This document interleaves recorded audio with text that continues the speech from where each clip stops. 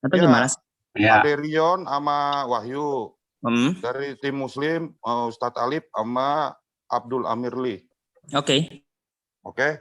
Amir, tes suara dulu Pak Amir.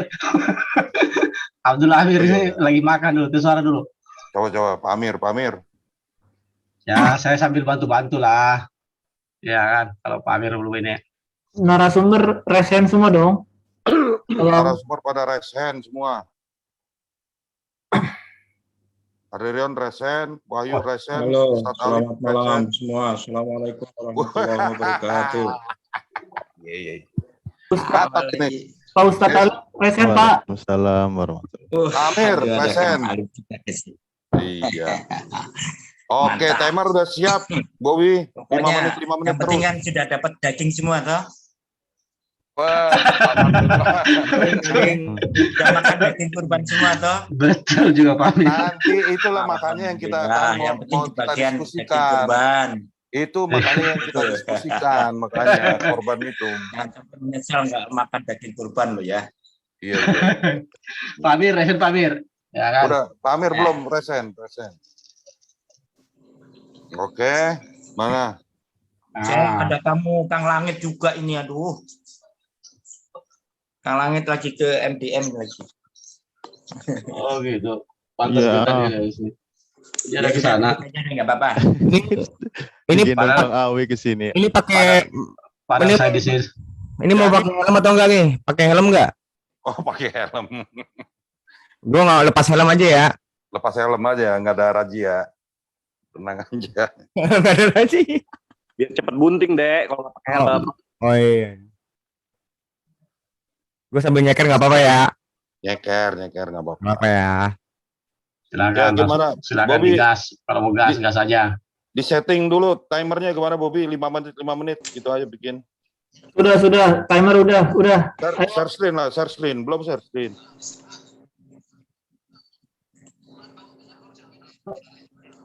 Bang Langit malah kayak anu sana ya nggak apa. Oke. Ya, jadi istilahnya 5 menit aja udah. 2 aja lo bikin, ntar di reset. Ya kan? Udah nggak apa-apa. Ya, 1,5 jam lah ya paling ini ya. Soal jam berapa nih ya? Oke, Bang Alif juga betul. beristirahat ini. Saya bikin kopi kalau gitu, bikin kopi. Oh, ya, bikin kopi dulu. Bikin dulu. Wah, Biar inilah. mantap ini kalau sudah ada Ustadz Alif aman sudah kita. Oh, sudah sampai Buat nasi goreng nih cepet ya kayaknya ya. Nasi goreng dulu. Ya. Nasi goreng. Oh, nasi goreng. Lama dong nasi goreng. Jangan Pra, nanti kau tambah gendut Pra. Sambil ngedebat bisa lah sambil nasi goreng buat. Mana kayak pas ini? Gak pernah nongol. Ya pas mul. Kayak pas. Kok gemeteran kayak pas. Kebetulan. Mau mualaf katanya, mau mualaf. Parah. Kok pelan banget sih sekarang kayak pas kalau diskusi tumben. Pelan ya. Tuh, itu diajarin sama Derion dia. Aderion kan biar Aderion yang gas lagi kan. Apa raja? Asumsi mulu gak mau pakai dalil kayak pas ini gimana sih? Asumsi gimana nih?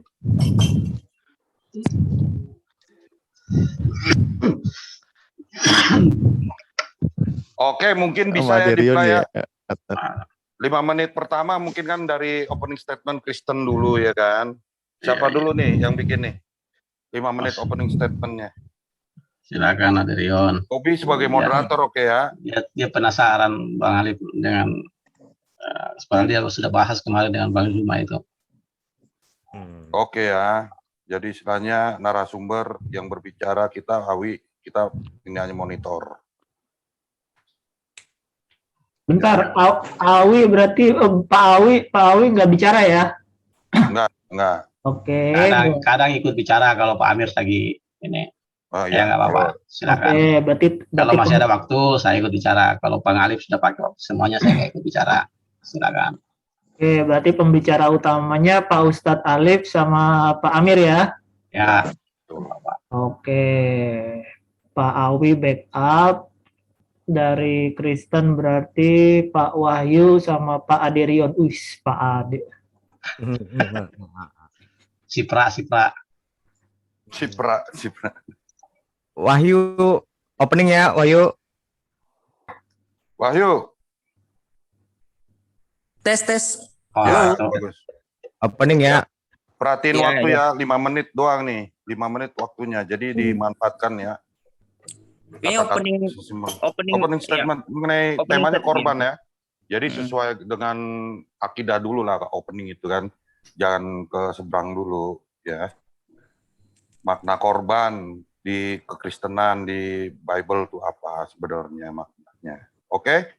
Iya, Bobby, iya. moderator. Siap. Ini ya, aku kasih acara ini ke Anda ya. Yuk. Bikin rapi dulu ya itu acara ini. Siap ya. Oke. Ya. Baik, teman-teman dari Muslim maupun Kristen, terima kasih atas kehadirannya. Malam ini kita ada diskusi malam yang temanya ngeri-ngeri gurih nih. Kenapa gurih? Karena kita barusan melewati Hari Raya Idul Adha. Jadi yang mau kita sampaikan di sini adalah temanya tentang makna kurban dari sudut pandang Islam maupun Kristen. Jadi silakan dari masing-masing pembicara menyampaikan materi dan openingnya dulu. Sebelum kita mulai, saya ingin perkenalkan dari pihak Kristen ada Aderion Huta Barat, baru Shalom. ada Wahyu, baru dari pihak Muslim ada Pak Ustadz Alif dan Pak Amir, baru sebagai backup ada Pak Awi dari narasumber Islam. Silakan, saya persilahkan dari Pak Wahyu untuk menyampaikan pemaparan opening dulu ya, bukan memberikan pertanyaan dulu. Silakan dari Pak Wahyu, waktu dan tempat saya persilahkan. Timer akan saya jalankan setelah Anda berbicara. Ya, Shalom Alhamdulillah Masiyah, salam sejahtera Tuhan Yesus Kristus. Berkaitan dengan saudara Muslim yang kemarin juga merayakan Idul Adha, dan juga ini ada suatu hal yang dapat kita menjadikan ini sebagai diskusi perbandingan kita, di mana antara pemahaman korban antara Islam dan Kristen itu berbeda, dan kali ini saya diberi kesempatan untuk membahas tentang korban dalam iman Kristen. Secara singkat, dalam iman kekristenan, penebusan itu merupakan suatu janji di mana Allah memberikan hubungan antara manusia dengan Allah itu sendiri. Makanya kata kurban itu dari kata kurbanut yang dalam bahasa Ibrani adalah keref, itu artinya menyatukan, atau kata dalam bahasa Arabnya adalah korib, yaitu memberi hubungan antara Allah dengan manusia, yang dimana manusia itu sempat terpisah dengan Allah. Apalagi dalam iman kekristenan, korban yang telah menjadi puncak utamanya itu adalah Kristus sendiri sebagai penggenapan terhadap korban-korban yang dulunya adalah bayangan-bayangan.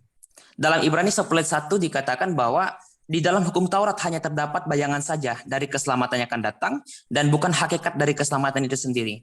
Karena itu dengan korban yang sama yang setiap tahun terus-menerus dipersembahkan, hukum Taurat tidak mungkin menyempurnakan mereka yang datang mengambil bagian di dalamnya.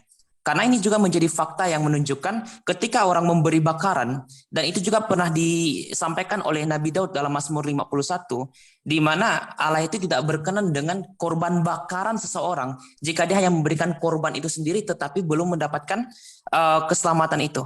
Makanya itu ada disinggung juga dalam Mazmur 51 yang sering dibacakan dalam doa-doa dalam sebelum bacaan Trisagion. Itu ada dalam buku doa pujian dalam gereja saya.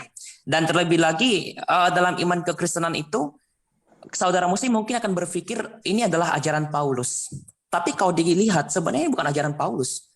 Kalau saya ingin dituduh, siapakah yang pertama menyebutkan ini? Matius, karena Matius adalah Injil pertama. Dan Yesus yang mengatakan itu dalam Injil Matius pasal 20 ayat 28. Di mana Yesus mengatakan sama seperti anak manusia datang, bukan untuk dilayani, melainkan untuk melayani dan untuk memberikan nyawanya menjadi tebusan bagi banyak orang. Mungkin saudara Muslim akan berpikir begini, Yesus itu menebus untuk siapa? Apakah itu menebus kepada iblis atau setan? Tidak, tapi menebusnya kepada Allah. Karena apa? Karena hak kepemilikan manusia itu adalah Allah. Yang awalnya ketika manusia itu telah jatuh, dan mereka ini terjual di bawah hukum dosa, Ibrani pasal 7:14. Mereka itu sudah terjual di bawah hukum dosa, dalam arti mereka itu tidak mendapatkan lagi berkat Allah karena kehendak mereka, sehingga mereka menjual diri mereka dari dosa. dan iblis berkuasa atas diri mereka.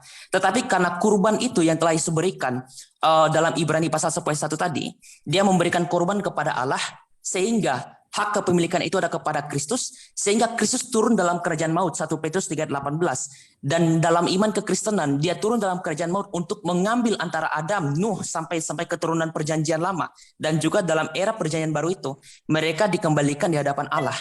Jadi itulah kenapa kami mengenal yang namanya konsep penebusan, yang dimana Allah itu kasih sekaligus juga Allah itu adil. Allah itu kasih terbukti dengan penebusan Kristus, dan juga Allah itu adil karena hukuman itu telah terjadi. Hukuman itu telah terjadi dengan penggenapan yang telah Yesus berikan dengan korbannya. Mungkin itu yang saya dapat tambahkan, atau Bang Ade juga bisa menambahkan. Silakan Bang Ade. Baik. Terima kasih buat Saudara Wahyu. Pertama-tama saya akan mengawali ini ya, tentang arti kata kurban itu sendiri. Kan artinya mendekatkan diri. Yang perlu menjadi garis bawah kita, kenapa sih perlu mendekatkan diri? Pasti ada kondisi jauh sebenarnya. Nggak mungkin mendekatkan diri karena sudah dekat. Pasti karena jauh. Lalu kenapa jauh itu diciptakan menurut gambar dan rupa Allah yang memang tidak untuk mengenal dosa dan tidak untuk mati, tapi karena dosa itulah manusia itu harus mati. Tapi karena begitu juga tadi seperti yang disampaikan rekan saya Wahyu, karena Allah itu adil dan juga maha pengasih. Bagaimana sih cara dapat garis tengah win-win solusinya, dalam arti gitu ya, dalam arti win-win solusinya kasihnya jalan dan adilnya jalan. Nah, makanya perlunya kurban. Kurban pertama yang dilakukan itu sebenarnya pertama kali itu ya Tuhan itu sendiri. Pada saat di kejadian di Taman Eden, yang dimana Tuhan membuat pakaian dari kulit binatang dan untuk dikenakan kepada manusia Adam dan Hawa. Itu kan tentu tentang pakaian dari kulit binatang, itu kan ada penyembelihan di situ. Ada darah yang tercurah di situ.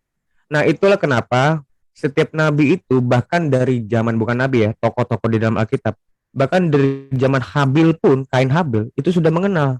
Tentu itu dikenal dari zamannya Adam. Bapaknya itu yang mengajarkan tentang kurban. Bukan dari zaman Abraham, bukan. Dari zamannya Adam, itu adalah milahnya Adam, kurban itu.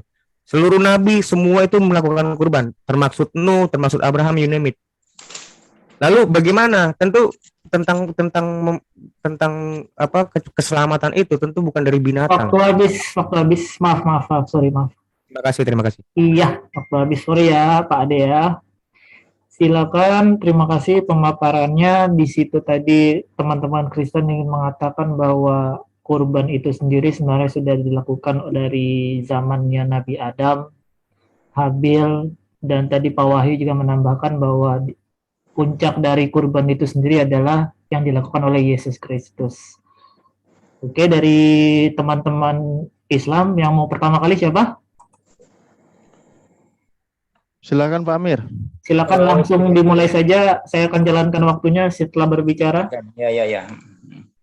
Assalamualaikum warahmatullahi wabarakatuh. Waalaikumsalam warahmatullahi Alhamdulillah. Kita bisa memaparkan terkait apa pengertian dari kurban yang berdasarkan umat muslim yang dilaksanakan di Idul Haji atau Idul Adha. Pengertian kurban menurut bahasa adalah mendekatkan diri, sedangkan secara pengertian kurban diartikan sebagai kegiatan penyembelihan hewan tertentu pada hari raya Idul Adha dan hari tasyrik dengan maksud untuk beribadah kepada Allah, untuk mendekatkan diri dengan apa? Dengan perintahnya, bukan karena kurbannya, bukan. Karena apa? Kita dinilai dalam berkurbannya itu adalah ketakwaan kita, yang dinilai itu ketakwaan kita menjalankan perintahnya Allah. Bagaimana tertera dalam surat Al-Kautsar, fasholli li rabbika wanhar, dan artinya maka dirikanlah sholat karena Tuhanmu dan berkorbanlah. Dan ingatlah bahwa kurban ini sudah dikerjakan sebagaimana tadi Rion katanya dikerjakan pada para nabi-nabi terdahulu. Memang benar Rion. Sebagaimana dalam surat Al-Hajj ayat 34 sampai 35 yang artinya, dan bagi setiap umat telah kami syariatkan penyembelihan kurban agar mereka menyebut nama Allah atas rezeki yang dikaruniakan Allah kepada mereka berupa apa? Hewan ternak, maka Tuhanmu ialah Tuhan yang Maha Esa.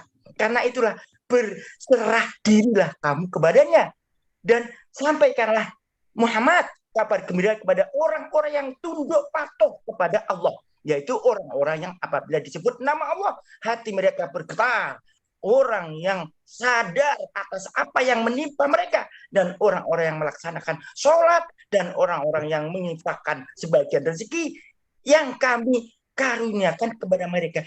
Jadi pengorbanan yang dilaksanakan oleh umat Islam itu bukan masalah yang lain-lain, yaitu karena kedekatan diri kepada Allah atas perintah. Apa yang telah dilaksanakan para nabi, juga melaksanakan korban, itu juga dilaksanakan oleh umat Islam. Bukan karena apa? Yaitu karena kedekatan diri, ketakwaannya yang diambil hikmah oleh umat Islam atas apa? Atas perintahnya Tuhan. Untuk apa? Melaksanakan korban, termasuk melaksanakan sholat. Itu atas perintah. Bukan karena apa-apa. Atas perintah. Kalau kita melaksanakan perintah, pasti Tuhan akan memberikan final, akan memberikan pahala, yaitu pendekatkan diri kita kepada Tuhan yang Esa, Tuhan yang menciptakan kita semua. Kenapa? Perintah ini juga diperintahkan kepada para nabi. Inilah ajaran yang melaksanakan apa yang telah dilaksanakan oleh para nabi. Bukan menyerahkan pengorbanan kepada orang lain. Yang melaksanakan pengorbanan itu diri masing-masing. Yang diberi rezeki oleh Tuhan untuk melaksanakan apa? Pengorbanan itu tadi. Jadi ini bukan karena apa-apa, yaitu karena ketakwaannya manusia atas rezeki yang diberikan oleh Allah kepada hambanya. Silakan Bang Alif, lanjut. Oke, terima kasih. Assalamualaikum warahmatullahi wabarakatuh. Melengkapi aja sedikit ya, bahwa memang kalau mengenai kata kurban sendiri, kalau merujuk kepada ayat Al-Quran, sudah diberitahukan ya kepada manusia pertama yang menempati muka bumi ini, yaitu dari Nabi Adam alaihissalam ya, kepada para putranya. Seperti yang kemarin juga sempat dibahas, yaitu ada di surah Al-Maidah ya, ayat 27. Saya langsung terjemah saja, singkat waktu. Ceritakanlah kepada mereka kisah kedua putra Adam, yaitu Habil dan Kabil, menurut yang sebenarnya. Artinya ketika ditegaskan seperti ini, maka ada terjadi kesalahan mengisahkan tentang Kabil dan Habil yang tidak sebenarnya. Ketika keduanya mempersembahkan kurban, maka diterima dari salah seorang dari mereka berdua, yaitu Habil, dan tidak diterima dari yang lain. Kabil berkata, aku pasti membunuhmu. Berkatalah Habil, sesungguhnya Allah hanya menerima kurban dari orang-orang yang bertakwa. Jadi konteksnya adalah ketika dia berkorban, ikhlas dan bertakwa karena Allah, maka dia diterima kurbannya. Oke, waktu habis, siap. Oke, terima kasih Pak Amir sama Pak Ustadz, pemaparannya bagus. Oke, sesi selanjutnya adalah tanggapan dulu ya, tanggapan berdasarkan opening yang sudah disampaikan oleh masing-masing narasumber. Kali ini tanggapan berarti dari pihak Kristen. Tadi dari baik Pak Amir dan Pak Ustadz Alif itu menyampaikan kurban itu memang penyembelihan hewan dengan dasar semata-mata untuk mendekati diri pada Allah sesuai dengan kitab Al-Kautsar surah Al-Maidah 27 untuk mendapatkan pahala dan karena kesadaran atas ketakwaan atas perintah Tuhan. Kira-kira mau ditanggapi seperti apa oleh pihak Kristen? Ditanggapi dulu, belum memberikan pertanyaan ya, jadi hanya menanggapi, silahkan dikritik, silahkan ditanggapi. Pihak Kristen siapa?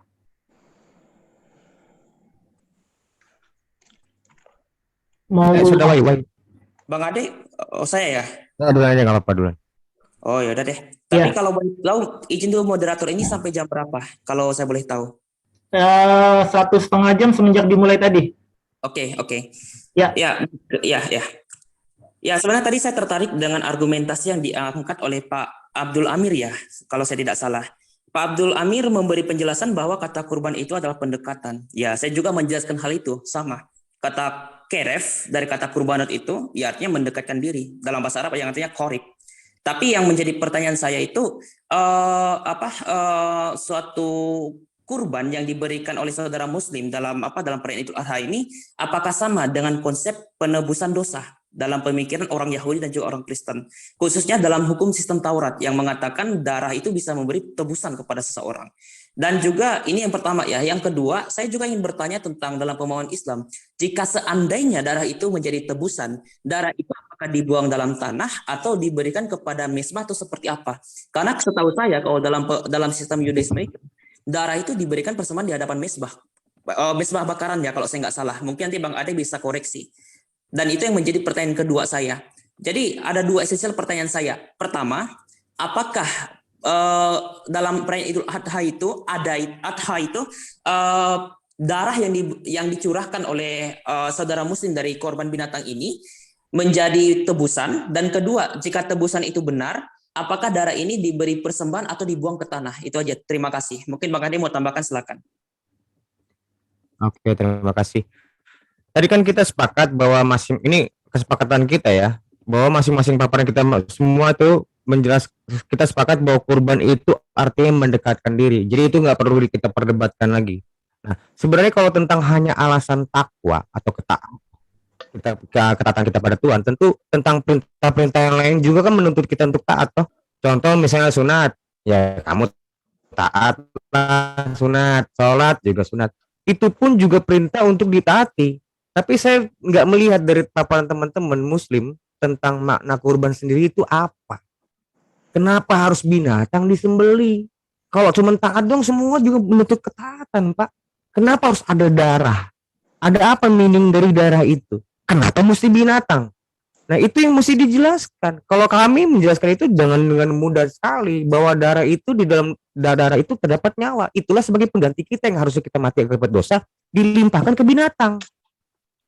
Nah itu enak. Jadi kita jelasinnya enak. Tapi kalau hanya untuk itu hanya menuntut ketaatan, lah sholat juga taat kok. Bahkan diwajibkan. Kurban nggak ada wajib kok. Bisa itu jadi sunnah. Sholat lebih taat lagi. Nah itu sekarang aku berharap sih ke depan kita lebih mengerucut lagi. Kurban itu maknanya itu apa Pak? Kedua tentang masalah ini masih ada waktu ya. Tentang masalah kalian tuh kan kurban kan mengikuti milah Ibrahim. Kok sekarang jadi populer Kain Habel? Gara-gara kemarin saya nunjukin ayat Kain Habel, kurban jadi kamu ngomong semua nabi berkurban. Sekarang kalau Kain Habel itu sudah berkurban, artinya kan sudah dari zaman Adam. Nah maknanya kurbannya Adam dengan Abraham apa bedanya?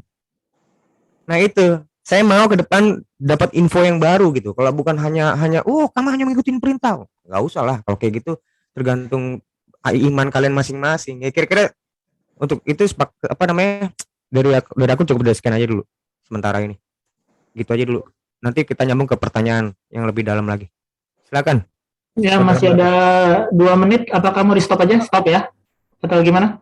Iya stop aja. Kalau ada 6 pertanyaan sih. Ada 6 pertanyaan ini. Silakan. Ini kan tanggapan belum pertanyaan Pak. Ini sudah boleh bertanya ya? Oh, tanggapan. Enggak apa. Ya, enggak apa sama aja. Untuk mengalir aja. Aku anggap sudah cukup ya, Ade sama Wahyu ya. Oke. Pertanyaannya baru kita dalamin. Ya, iya karena ini kan konsepnya semacam inquirer ya bagi pihak Kristen maupun Islam. Jadi boleh-boleh saja sih opening langsung diberikan pertanyaan, nggak apa-apa. Nah, untuk pihak Muslim mau memberikan tanggapan terhadap openingnya Kristen atau mau langsung menjawab? Kita jawab aja langsung. Jawab ya. Jawab langsung aja. Langsung dilempar aja moderator, kita langsung jawab aja. Mau saya refreshing pertanyaannya nggak? Saya udah rangkum nih. Nggak perlu. Ya, silakan. Nanti saya ingatkan kalau ada pertanyaan yang belum dijawab ya. Oke, silakan yang mau jadi narasumber siapa? Saya sendiri. Saya dulu sebentar ya, Kang Alip ya. Pak Amir, silakan Pak Amir. Ya, oke. Bagaimana yang tadi dibicarakan sama yang narasumber yang pertama tadi siapa itu? Wahyu. Wahyu. Ya, Wahyu. Kenapa umat Islam melaksanakan ini, melaksanakan kurban ini, kok beda dengan orang Yahudi yang dilaksanakan? Di dalam Al-Quran udah jelas kok. Dalam surat Ahad, ayat 34-35. Jadi kita itu mengikuti apa yang diperintahkan Tuhan. Ternyata apa yang dilaksanakan umat muslim itu dilaksanakan juga pada para nabi. Gitu loh. Kamu jelas terkait dengan apa yang dinarasikan, yang kami narasikan tadi, bahwa umat Islam melaksanakan kurban ini juga dilakukan oleh para nabi, tapi syariatnya berbeda sebagaimana surat Al-Had tadi yang kami bacakan. Dan bagi setiap umat telah kami syariatkan penyembelihan kurban. Hai, inilah Quran menyempurnakan. Tahu bahwa dulu para nabi melaksanakan kurban. Tapi terkait kurban ini apa masalahnya? Apa sama dengan orang yang no. Kami punya syariat sendiri, bro. Dengan adanya Al-Quran diturunkan oleh Allah, maka syariatnya berbeda. Tidak masalah daging dibuang, dibakar, apa semua. Nggak perlu untuk umat Islam. Kenapa? Syariatnya sudah berubah. Terkait dengan apa? Dengan pelaksanaannya para nabi yang pernah melaksanakan kurban. Umat Islam juga melaksanakan kurban sebagaimana perintah Tuhan. Sebagaimana kurban itu untuk apa? Pendekatkan diri dan ketakwaan. Rion, sekarang saya mau narasikan terkait apa pemaparan kalian. Pengorbanan kalian menyatakan kurban. Ternyata umat Kristen nggak ada. Pelaksanaan itu nggak ada. Kenapa? Kurbannya diserahkan kepada siapa? Masa diserahkan pada Tuhan untuk dikorbankan? Sedangkan kurban ini adalah penyerahan diri atas perintah Tuhan untuk melaksanakan pendekatan diri. Ketakwaan manusia diuji di situ. Terkait dengan ini jelas berarti umat Islam lah yang melaksanakan apa yang diperintahkan oleh Tuhan dan yang memerintahkan kepada para nabi. Yaitu melaksanakan apa? Kurban. Terkait dengan apa yang dinarasikan orang Yahudi yang dulu-dulu. Itu tidak berkaitan dengan kami. Berkaitan kami adalah ketakwaan untuk diperintahkan karena tiap umat melaksanakan kurban sesuai dengan syariatnya. Nah, ini dia jelas bahwa umat Islam itu melaksanakan kurban apa yang diperintahkan pada nabi-nabi terdahulu. Sekarang saya narasikan dengan orang Kristen. Apa pelaksanaan kalian menjelaskan terkait kurban? Tapi kalian saja tidak melaksanakan kurban. Kami melaksanakan. Sekarang siapa yang mengikuti terkait dengan apa yang pernah diajarkan atau diperintahkan para nabi dengan apa yang dilaksanakan oleh umat muslim? Walaupun itu berbeda syariat, karena Allah sudah mensyariatkan berbeda. Inilah narasi bahwa Islamlah yang melaksanakan apa yang dilaksanakan oleh para nabi. Kalau Kristen, tidak.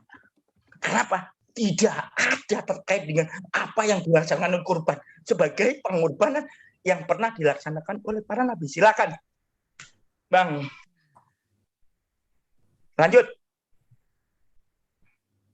Oke, terima kasih Pak Amir. Saya sampai terpesona dengan menggebu semangatnya. Baik, dari mengenai kurban ini memang diperkenalkan ya dari zaman Nabi Adam, betul. Makanya konsep kurban itu diperkenalkan dari zaman Nabi Adam karena beliau juga manusia pertama di muka bumi.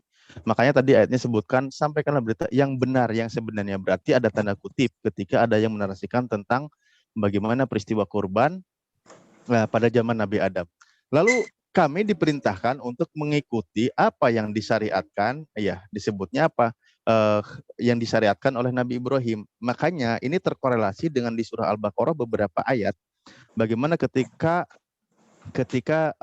Nabi Ibrahim mendirikan Ka'bah, wa arina manasikana dan lain sebagainya, meninggikan Ka'bah dan minta tunjukkan bagaimana manasik. Jadi terkorelasi kami ini syariat-syariatnya itu memang kepada Nabi Ibrahim. Seperti bagaimana ketika masalah haji dan lain sebagainya itu adalah sudah dikenalkan oleh Nabi Ibrahim dalam literatur Islam atau dalam sejarah Islam atau dalam kitab Al-Quran begitu. Makanya ketika kurban ini banyak yang terhubung kepada Nabi Ibrahim yang justru kalau tadi sudah dikatakan juga masalah syariat itu setiap umat ada syariatnya. Cuman saya tidak akan mengatakan apakah itu baik atau buruk ketika dia di pihak sebelah ini mengatakan bahwa darah dan lain sebagainya. Maaf ya Mas Bro, di dalam konsep Islam itu tidak mengenal sih yang namanya darah itu diperlukan gitu loh. Justru di Islam itu yang dilihat itu ketakwaannya gitu. Yang dilihat itu takwanya. Apa itu takwanya? Kan dia itu mengikuti apa yang diperintahkan oleh Tuhannya gitu. mengikuti apa yang diperintahkan oleh Allah dan menjauhi apa yang dilarangnya. Itulah orang yang bertakwa.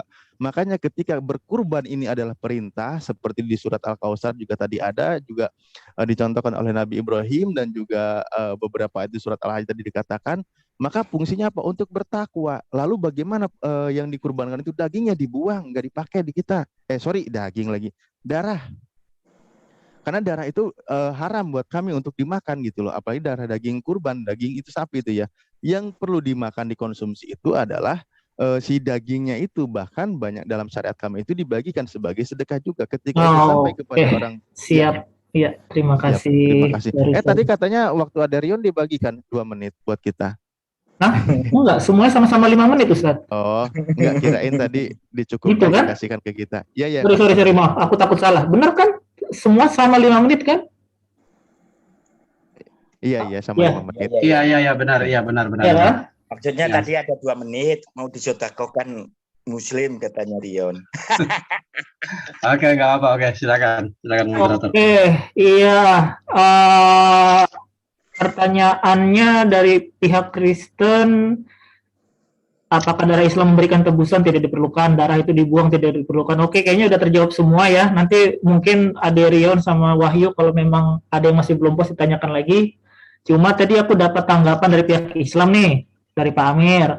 Apa pelaksanaan kalian dalam ibadah kurban gitu loh, kata Pak Amir tadi. Kalian tidak melaksanakan, kami umat Islam yang sudah melaksanakan. Islamlah yang masih meneruskan gitu. Terus dari Pak Ustadz, syariat kami berkolerasi dengan Nabi Ibrahim. Silakan dari pihak Kristen, siapa mau menanggapi? Ya, silakan Wahyu. Oh ya. Sebenarnya ini pertanyaan saya untuk moderator pertama. Moderator ya kalau nggak salah. Jadi untuk penyanggah pertama, bukan moderator ya, penyanggah pertama ya. Penjawab dan juga penyanggah pertama.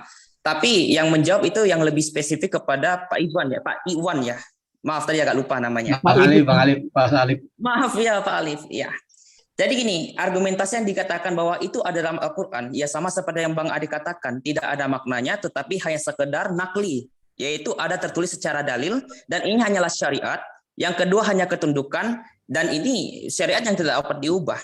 Dan kalau dikatakan seperti itu, ya dasarnya minta maaf. Bukankah saudara Muslim suka mengatakan umat Kristen itu hanya imani saja? Dan faktanya Bapak sudah menunjukkan kalau Bapak mengatakan itu hanya ada dalam syariat dan memang tidak ada makna penjelasan lebih jelas mengenai tentang kurban itu. Minta maaf kalau saya mengatakan seperti ini, karena saya meminta ketegasan Bapak terhadap hal ini. Jadi Bapak hanya memberikan landasan nakli atau dalil, tetapi tidak memberikan makna aklinya di sini atau akalnya.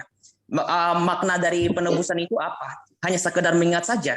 Ya kalau hanya sekedar mengingat saja, kenapa tidak baca Al-Quran? Itu kan sudah cukup. Mengingat Nabi kan menggunakan sirah Nabi untuk mengingat Nabi toh. Bahkan saudara Muslim ada maulid Nabi mengingat Nabi dengan sirahnya. Tapi kalau seandainya saudara Muslim untuk mengingat pengorbanan Abraham atau Ibrahim, yaitu menggunakan merayakan pada hari raya Idul Adha itu. Kalau saya tidak salah seperti itu. Jadi sifatnya ini adalah nakli, hanya dasar ayat saja.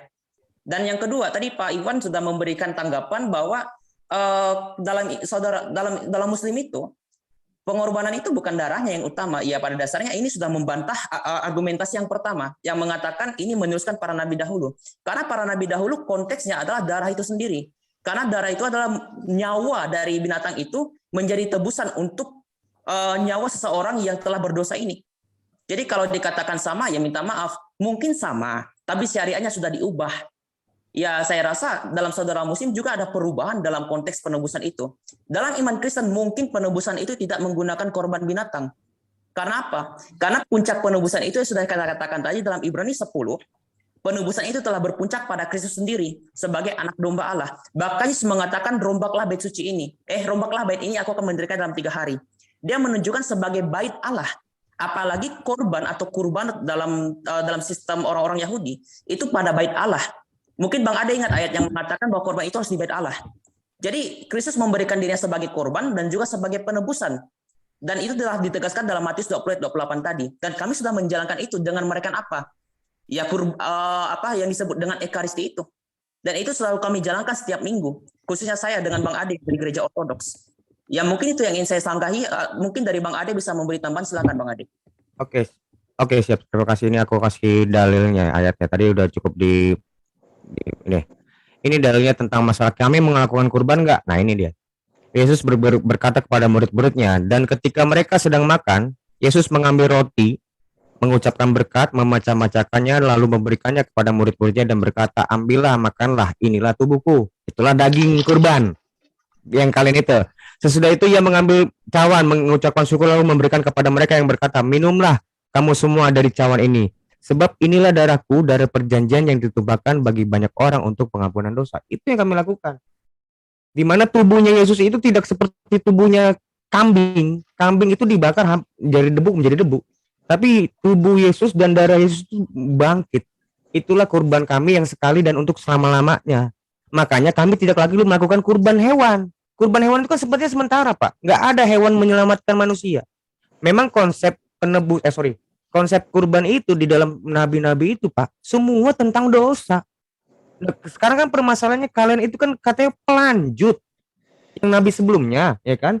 Dia sebelumnya semua tentang dosa semua, bukan tentang bagi-bagi daging. Kalian itu kan tentang mengikuti milah Ibrahim kan karena untuk mendekatkan diri dalam arti kan membagi-bagi daging bagi orang yang nggak mampu. Bukan, jauh sekali. Adam itu waktu itu ngelakukan kurban, bagi daging ke siapa? Nah, kamu harus jelasin kurbannya Habil itu maknanya apa? Kalian itu ngikutin kurban, Pak. Dengan tegas saya bilang kalian ngikutin milah Ibrahim bukan milah Habil. Kalian harus jelaskan Habil itu makna kurbannya apa, Adam itu. Ini kok yang saya pengen tahu bukan ngomongin syariat makna. Kenapa harus disembelih? Kenapa ada darah yang tercurah? Memangnya nggak bisa kasih uang? Memangnya nggak bisa kasih tanam-tanaman? Hasil tumbuh-tumbuhan gitu? Bisa aja kan kalau cuma hanya untuk berbagi-bagi. Tapi kenapa mesti ada darah? Ini yang saya mau lebih tajam. Kalau cuma hanya taat-taat, kita nggak usah debat lagi. Ngapain? Saya juga kesulitan. Kami juga kesulitan ketemu orang yang nggak argumentatif. Cuma ngasih ayat yang nggak ada argumennya. Nilai argumentatifnya di mana itu, Pak? Hanya cuma berbagi. Taat. Taat itu sholat juga taat. Sunat juga taat kok. Lalu kenapa ada perbandingan penggolongan ini? Ada sunat, ada kurban. Pasti ada meaning. Tuhan itu pasti berhikmat. Nah ini yang saya mau. Ketajaman dari argumentasi kalian. Kalau cuma seperti tadi saya jujur saya untuk apa lagi ditanggapin tentang imannya saja kok kalian imannya. Kira-kira begitu. Oke, siap sudah. Oke, saya duluan ya, Bang Alif dengan Pak Amir ya. Saya menanggapi itu. Boleh ya moderator? Langsung ya. Oke, tag teamnya sekarang. Oke, nggak apa-apa. Saya cuma menyederhanakan apa yang disampaikan Bang Alif. Mau saya refresh lagi pertanyaannya nggak? Nggak usah. Nggak usah. Pertanyaan saya sudah mengerti. Nanti kalau ada yang lupa saya ingatkan ya. Ya. Oke, silakan. Oke. Pertama saya mau menegaskan di sini bahwa kita ini berbeda. Umat Islam dengan umat Kristen berbeda. Kami itu orang umat yang samina wa ta'ana. Apa yang diperintahkan itu kami jalankan. Itulah namanya orang yang beriman dalam agamanya. Pertama, mengenai kurban. Tadi sudah dijelaskan bahwa kurban itu pertama kali dilakukan oleh Nabi Adam dan diceritakan tadi dalam surah Al-Maidah. Saya baca ulang ya terjemahannya. Dan ceritakanlah yang sebenarnya kepada mereka tentang kisah dua putra Adam. Ceritakanlah yang sebenarnya, berarti sebelumnya ada cerita yang tidak benar. Maka Al-Quran menyatakan inilah cerita yang sebenarnya. Ketika keduanya mempersamakan kurban. Dan dalam hal ini kurban salah seorang dari mereka berdua, Habil, diterima dan dari yang lain tidak diterima. Dan dia berkata, sungguh aku pasti akan membunuhmu. Dan Habil berkata, sesungguhnya Allah hanya menerima kurban dari orang yang bertakwa. Jadi betul-betul dari zamannya Nabi Adam, kurban ini tidak lepas dari masalah ketakwaan. Tidak lepas dari masalah ketakwaan, bro. Dari zaman Nabi Adam ini cerita yang sebenarnya dalam Al-Quran tidak ada masalah penebusan darah. Makanya diluruskan di sini oleh Al-Quran meluruskan. Tuh. Nah, terkait dengan milah Ibrahim, benar karena di syariat Nabi Ibrahim lah yang melakukan kurban dengan penyembelihan hewan ternak. Kalau di kurban di Habil dan Qabil ini, kami dalam literatur Islam itu diceritakan satu mengorbankan binatang, yaitu Habil yang tidak diterima, dan satu lagi mengorbankan hasil panen, tumbuhan, hasil buah-buahan. Itu dalam literasi Islam ya. Jadi ini cerita yang sebenarnya, tidak ada cerita tentang penebusan dosa dan lain-lain. Semua itu kurban tentang ketakwaan. Itu syariat kepada para nabi dalam literatur Islam ini kami menjelaskan. Kalau ternyata Anda bicara masalah penebusan dosa itu hal lain. Itu yang pertama ya. Yang kedua mengenai kenapa harus binatang. Kalau dalam Islam ini perintahnya demikian, bro. Masa kita mau mengorbankan yang lain sedangkan diperintahkan binatang, otomatis tidak diterima dong. Itu berarti bukan ketakwaan namanya. Ya, makna lainnya kenapa harus hewan ternak? Karena itu hewan ternak. Tidak semua orang miskin itu bisa makan. Kalau cuma tanaman, kata Dirona itu tadi, kenapa tidak buah-buahan aja? Kenapa tidak tanaman? Tiap hari siapapun bisa makan itu sayuran. Tiap hari orang bisa makan nasi, siapapun dia. Tapi belum tentu tiap hari semua orang bisa makan daging sapi yang lezat, daging kambing yang enak. Nggak semua. Nah, itulah hikmahnya, itulah keadilan dalam Islam. Nah, saya sebenarnya masih ada sedikit. Silakan Bang Alif dulu. Masih ada 2 menit. Bang Alif. Oke, berarti saya duluan ya, Agent Pak Amir ya. Ya, enggak. Menegaskan ini kawan masih ada banyak salah paham ya. Kami tidak ada yang mengikuti milah habil itu premismu, kami aja nggak ada yang ngomong gitu. Yang kami ikuti watabi milata Ibrahim gitu. Hanya kisah masalah Nabi Adam, Kabil dan Habil berkurban itu diceritakan dan meluruskan bahwa ini kisah yang sebenarnya gitu loh. Yang kami ikuti adalah ikuti apa milah ajaran Nabi Ibrahim. Makanya banyak ayatnya tentang Nabi Ibrahim. Bagaimana caranya kami berkorban? Ingat ayatnya ada. Inna solati wa nusuki wa mahyaya wa mamati lillahi rabbil alamin. Sesungguhnya solatku, ibadahku, kata nusuki ibadahku di sini dimaknai adalah kurban. Karena apa? Seperti ketika Nabi Ibrahim berdoa wa arina manasikana, dan tunjukkanlah manasik kami gitu. Nah itu terkorelasi, kami terkorelasi bagaimana cara berkurban. Jangan sepelekan kata takwa, bro. Kenapa Anda yang jadi mengatur? Kan sudah cukup mendekatkan dengan sholat. Lah, ini sholati wa nusuki. Sholatku sudah diperintahkan. Ibadah kurban ini juga perintah, ibadah. Bagian dari rangkaian ajaran di Islam. Jangan dibatasi. Justru itulah Tuhan. Kalau kamu membantah, maka kamu tidak takwa. Loh, apa nanti keuntungan bertakwa? Al-jannatu iddat lil muttaqin. Surga itu nanti disediakan untuk orang yang bertakwa. Ya begitu, kalau kami berkurban, bukan darah yang disuguhkan, darah itu ditanam di kubur gitu. Hanya itu ngeri saya kalau ngomongin darah itu kan ya. Konsep darah-darah kayak gitu ngeri. Tapi ketakwaannya. Nah, secara tadi kenapa hanya nakli-nakli? Nah, ini juga lucu. Justru kami itu menukil dari apa yang diwahyukan. Bertakwa itu jangan dimaknai sempit gitu. Jangan hanya untuk bertakwa. Nah, itu salah paham kawan, maaf ya. Lalu juga tadi banyak sekali ya yang mesti ditanggapi sebenarnya ini. Jadi ingat-ingat tuh Pak. Mungkin Bang Awi atau yang lain ingatkan. Karena saya tadi lagi ada sebalas WA jadi nggak catat. Sudah habis waktu. Ya, sudah habis. Cocok. Iya, tadi ada mungkin yang mau bisa saya bantu tadi karena kan menurut Kristen syariatnya itu sudah dirubah. Baru kalau menurut Kristen itu kurban itu adalah bayang-bayang sebenarnya, yang puncaknya itu adalah pada penyalipan. Nanti silakan tanggapi lagi deh di selanjutnya. Ini pihak Kristen dulu menanggapi. Silakan siapa? Pak Wahyu dulu ya. Wahyu. Iya. Saya mau menanggapi seperti ini. Argumentasi yang saya bangun tadi, syariat sudah diubah, itu berdasarkan pernyataan dari pendapat pertama, saya lupa namanya ini. Saya lupa. Pak Abdul Amir ya, kalau nggak salah, yang mengatakan syariat sudah berbeda antara konsep Taurat dengan juga apa yang disyariatkan dalam Islam. Ya itu problem dari saudara Muslim sendiri. Tapi Bapak sendiri yang membangun argumentasi, Bapak meneruskan argumen tentang konsep korban itu dalam Islam diteruskan dari para nabi dahulu. Padahal para nabi menekankan tentang penebusan dosa. Itu terjadi melalui darahnya dalam Imamat pasal 16 yang ayat yang terakhir. Itu menjelaskan darahnya itu adalah puncak di mana penebusan itu terjadi. Bahkan minta maaf Pak, mungkin Pak Iwan atau Pak ini bisa membantah saya, silakan. Karena saya juga sempat tertarik. Ini boleh nggak saya share screen sebentar? Silakan. Enggak, ini apa? Mas ini. Oke.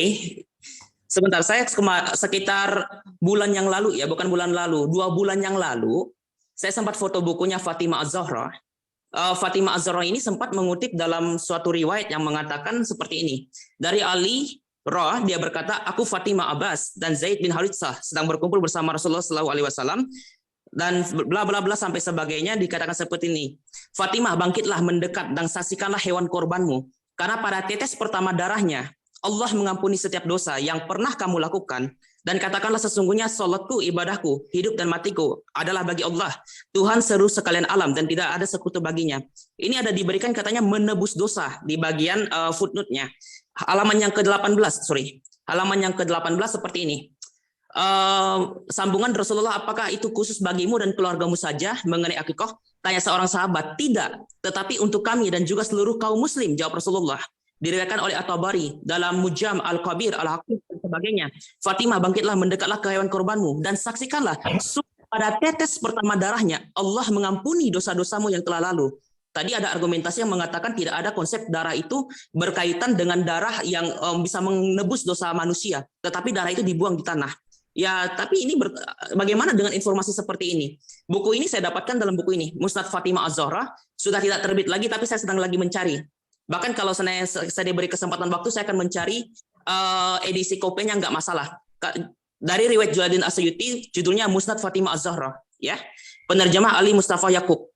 Jadi kalau dikatakan ini tidak ada berkaitan dengan penebusan atau penghapusan dosa, bagaimana dengan argumentasi seperti ini? Atau mungkin Pak Iwan sedang lupa literatur, atau mungkin ada perbedaan pendapat antara Islam itu sendiri mengenai tentang darah yang dihunus terhadap hewan itu yang telah dikorbankan sebagai akikah. Saya kurang tahu apakah Idul Adha itu berkaitan juga dengan akikah atau tidak. Tetapi agak mirip informasinya. Karena Idul Adha mengingat saudara muslim terhadap pengorbanan yang dilakukan oleh Ibrahim. Tapi kalau seandainya itu tidak berkaitan dengan akikah, lalu maknanya apa? Hanya sekadar mengingat. Sedangkan dalam Al-Quran sendiri, makna tentang Ibrahim yang sempat memberikan korban kepada Allah melalui Ismail, ya, pada sebenarnya riwayatnya itu Ishak, tapi anggaplah itu Ismail. Dalam surah Asy-Syaffat ayat 107 dikatakan kami tebus anak itu. Ada kata tebus. Kami tebus anak itu dengan seekor sembelihan yang besar. Lalu bagaimana dengan argumentasi Anda yang mengatakan Islam tidak mengenal konsep penebusan? Hanya itu yang saya tanggapi. Ya, silakan Bang Ade kalau ingin memberi tambahan. Oke. Gini loh, yang saya tekankan dari tadi di sini ke kalian tentang maknanya gitu. Kurban itu tentang maknanya, bukan tujuannya. Seluruh perintah itu kan memang dituntut tentang ketakwaan, Pak. Taat kan. Contoh misalnya perintah tentang hijab. Hijab, apa maknanya? Kalian akan sebut menutup aurat, ya kan? Tentang perintah hijab itu sendiri dituntut ke muslim agar takwa, agar taat itu perintah. Nah, sekarang kurban itu apa maknanya? Kalau kamu cuma hanya ngomongin tentang taat lagi, seluruh perintah menuntut kita untuk taat sama perintah itu. Tapi yang saya tanya maknanya, kenapa mesti ada binatang itu? Kenapa mesti ada darah yang tercurah? Itu yang kalian harus paparkan. Satu, kedua, tentang kalian, kalau si Pak Arif tadi bicara kalau nggak salah ya, yang kami mengikuti milah Ibrahim. Lo milahnya apa, kurbannya Ibrahim dengan Habil, apa bedanya? Itu kan juga menuntut ketakwaan. Bedanya itu apa, Pak? Itu sudah ada perintah itu dari zaman Adam. Itu bayangkan, Habil itu nenek moyangnya Abraham. Harusnya itu kalian tuh disebutnya milah Habil. Milahnya Habil kalian ikutin. Kenapa kalian sebut milahnya Abraham? Jelaskan itu, bukan cuma hanya ketawa. Oh, itu memang cuma perintahnya gitu kalau di Quran. Kalau begitu kita nggak usah debat. Kita nggak usah debat gitu, Pak. Main gaplek kita. Argumentatif. Saya mau yang argumentatif. Argumentasi nanti coba. Ya udah, hanya itu aja kok saya tuntut, nggak mau yang banyak-banyak saya tuntutnya. Gas Pak Amir. Sebentar, jangan ditanggapi juga sebentar. Waduh, udah makin panas ini. Ini mau nanggapi siapa? Pak Amir, silakan langsung Pak Amir, langsung. Gas langsung Pak Amir, gas langsung. Aduh, Rian. Ini konsep Islam yang paling lurus. Kenapa? Kalau kita mentaati perintahnya Allah, pasti konsekuensinya dosa dihapus, diampuni. Sebagaimana kita menjalankan puasa Arafah itu juga menghapus dosa. Jadi ketakwaan kita ini konsekuensinya nanti akan dihapus dosa-dosa kita. Melaksanakan puasa 1 hari akan dihapuskan sebelum dan sesudahnya. Sebelum tahun sebelumnya dan tahun sesudahnya. Inilah konsep Islam. Kenapa? Mentaati apa yang diperintahkan oleh Tuhan. Jadi gini, Rion. apa yang kita narasikan, apa yang diberitakan Tuhan, pasti pahalanya itu ada, termasuk pahala menghapus dosa. Bukan kita karena penebusan dosa, bukan. Karena ketakwaan kita, Allah akan mengampuni dosa. Kenapa? Ketakwaan kita sebagai manusia, hamba Allah, sebagai ciptaannya.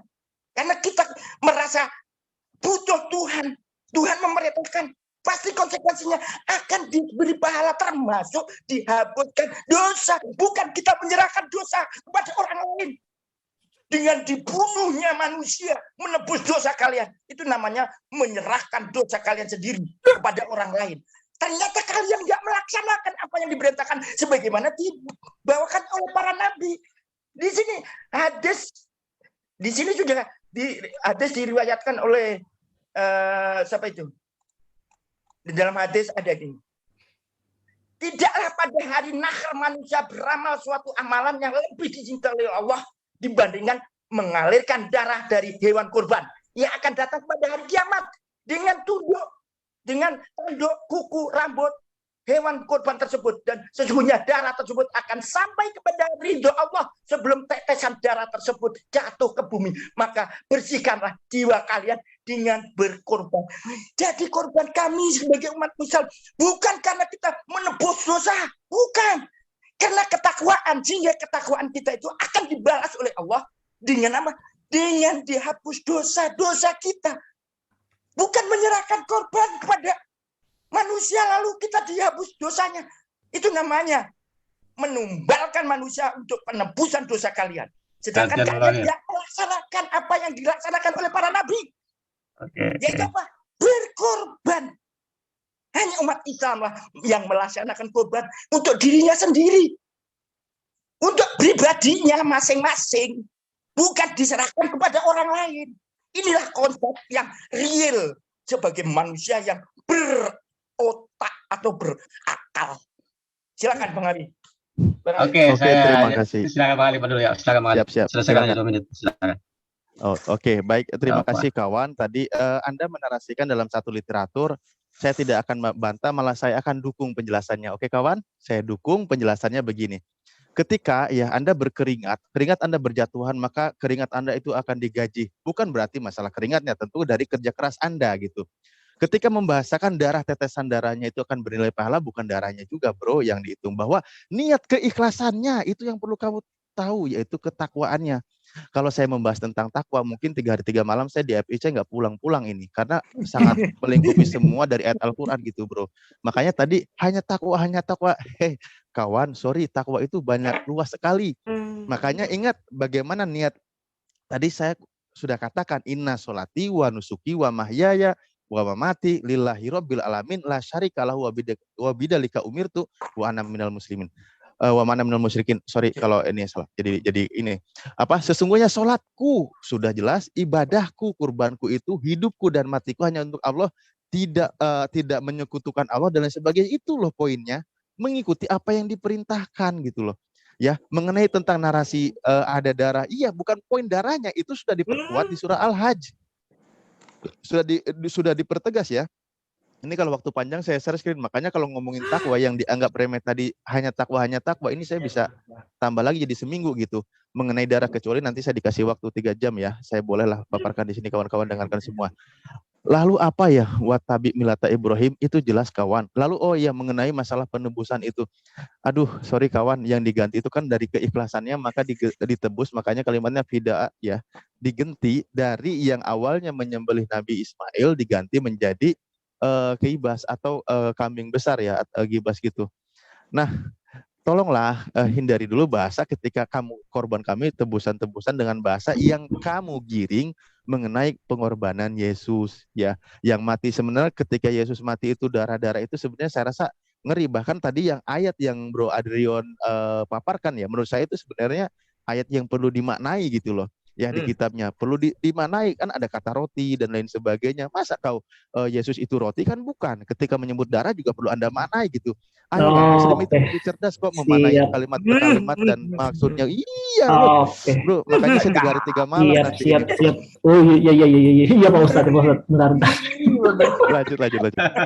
Iya, Siap, Pak Ustadz. Sorry saya Lanjut, potong langsung ya. lempar. Sorry saya potong karena memang waktunya sudah habis. Silakan. Siapa yang mau menanggapi? Ya, Aku sekali, Pak. Jadi biar makin panas nih. Tadi katanya pihak Islam itu Rio, kalau jangan kita ngode. sudah Saya gini loh, semangat gitu. Gini loh, Pak. bentar. Maaf. Tadi katanya pihak Islam itu kalau sudah bertakwa melaksanakan kurban dapat pahala, itu juga bagian dari penebusan dosa. Penghapusan dosa kata mereka gitu. Coba silakan tangkap biar makin panas. Memang Pak, gini loh. Kalau kalian sebenarnya aku menghargai apa yang kalian imani ya. Tapi kan permasalahannya di sini loh, Pak. Kalian kan mengakui bahwa kalian kan melanjutkan agama sebelumnya, nabi-nabi sebelumnya. Nah, sekarang ini nih, Pak. Seluruh tentang penyembelihan kurban, penyembelihan hewan itu maknanya tebusan. Ini ada di imamat. Kamu bacain aja semua tuh. Ini bukan ajaran Paulus. Semuanya begini. Kamu mau ngapain? Ini siapa lagi? Dipalsuin lagi. Memang semuanya itu maknanya imamat nih. Kenapa mesti ada imamat? Imamat 17 ayat 14. Lihat. Imamat 17 ayat 14.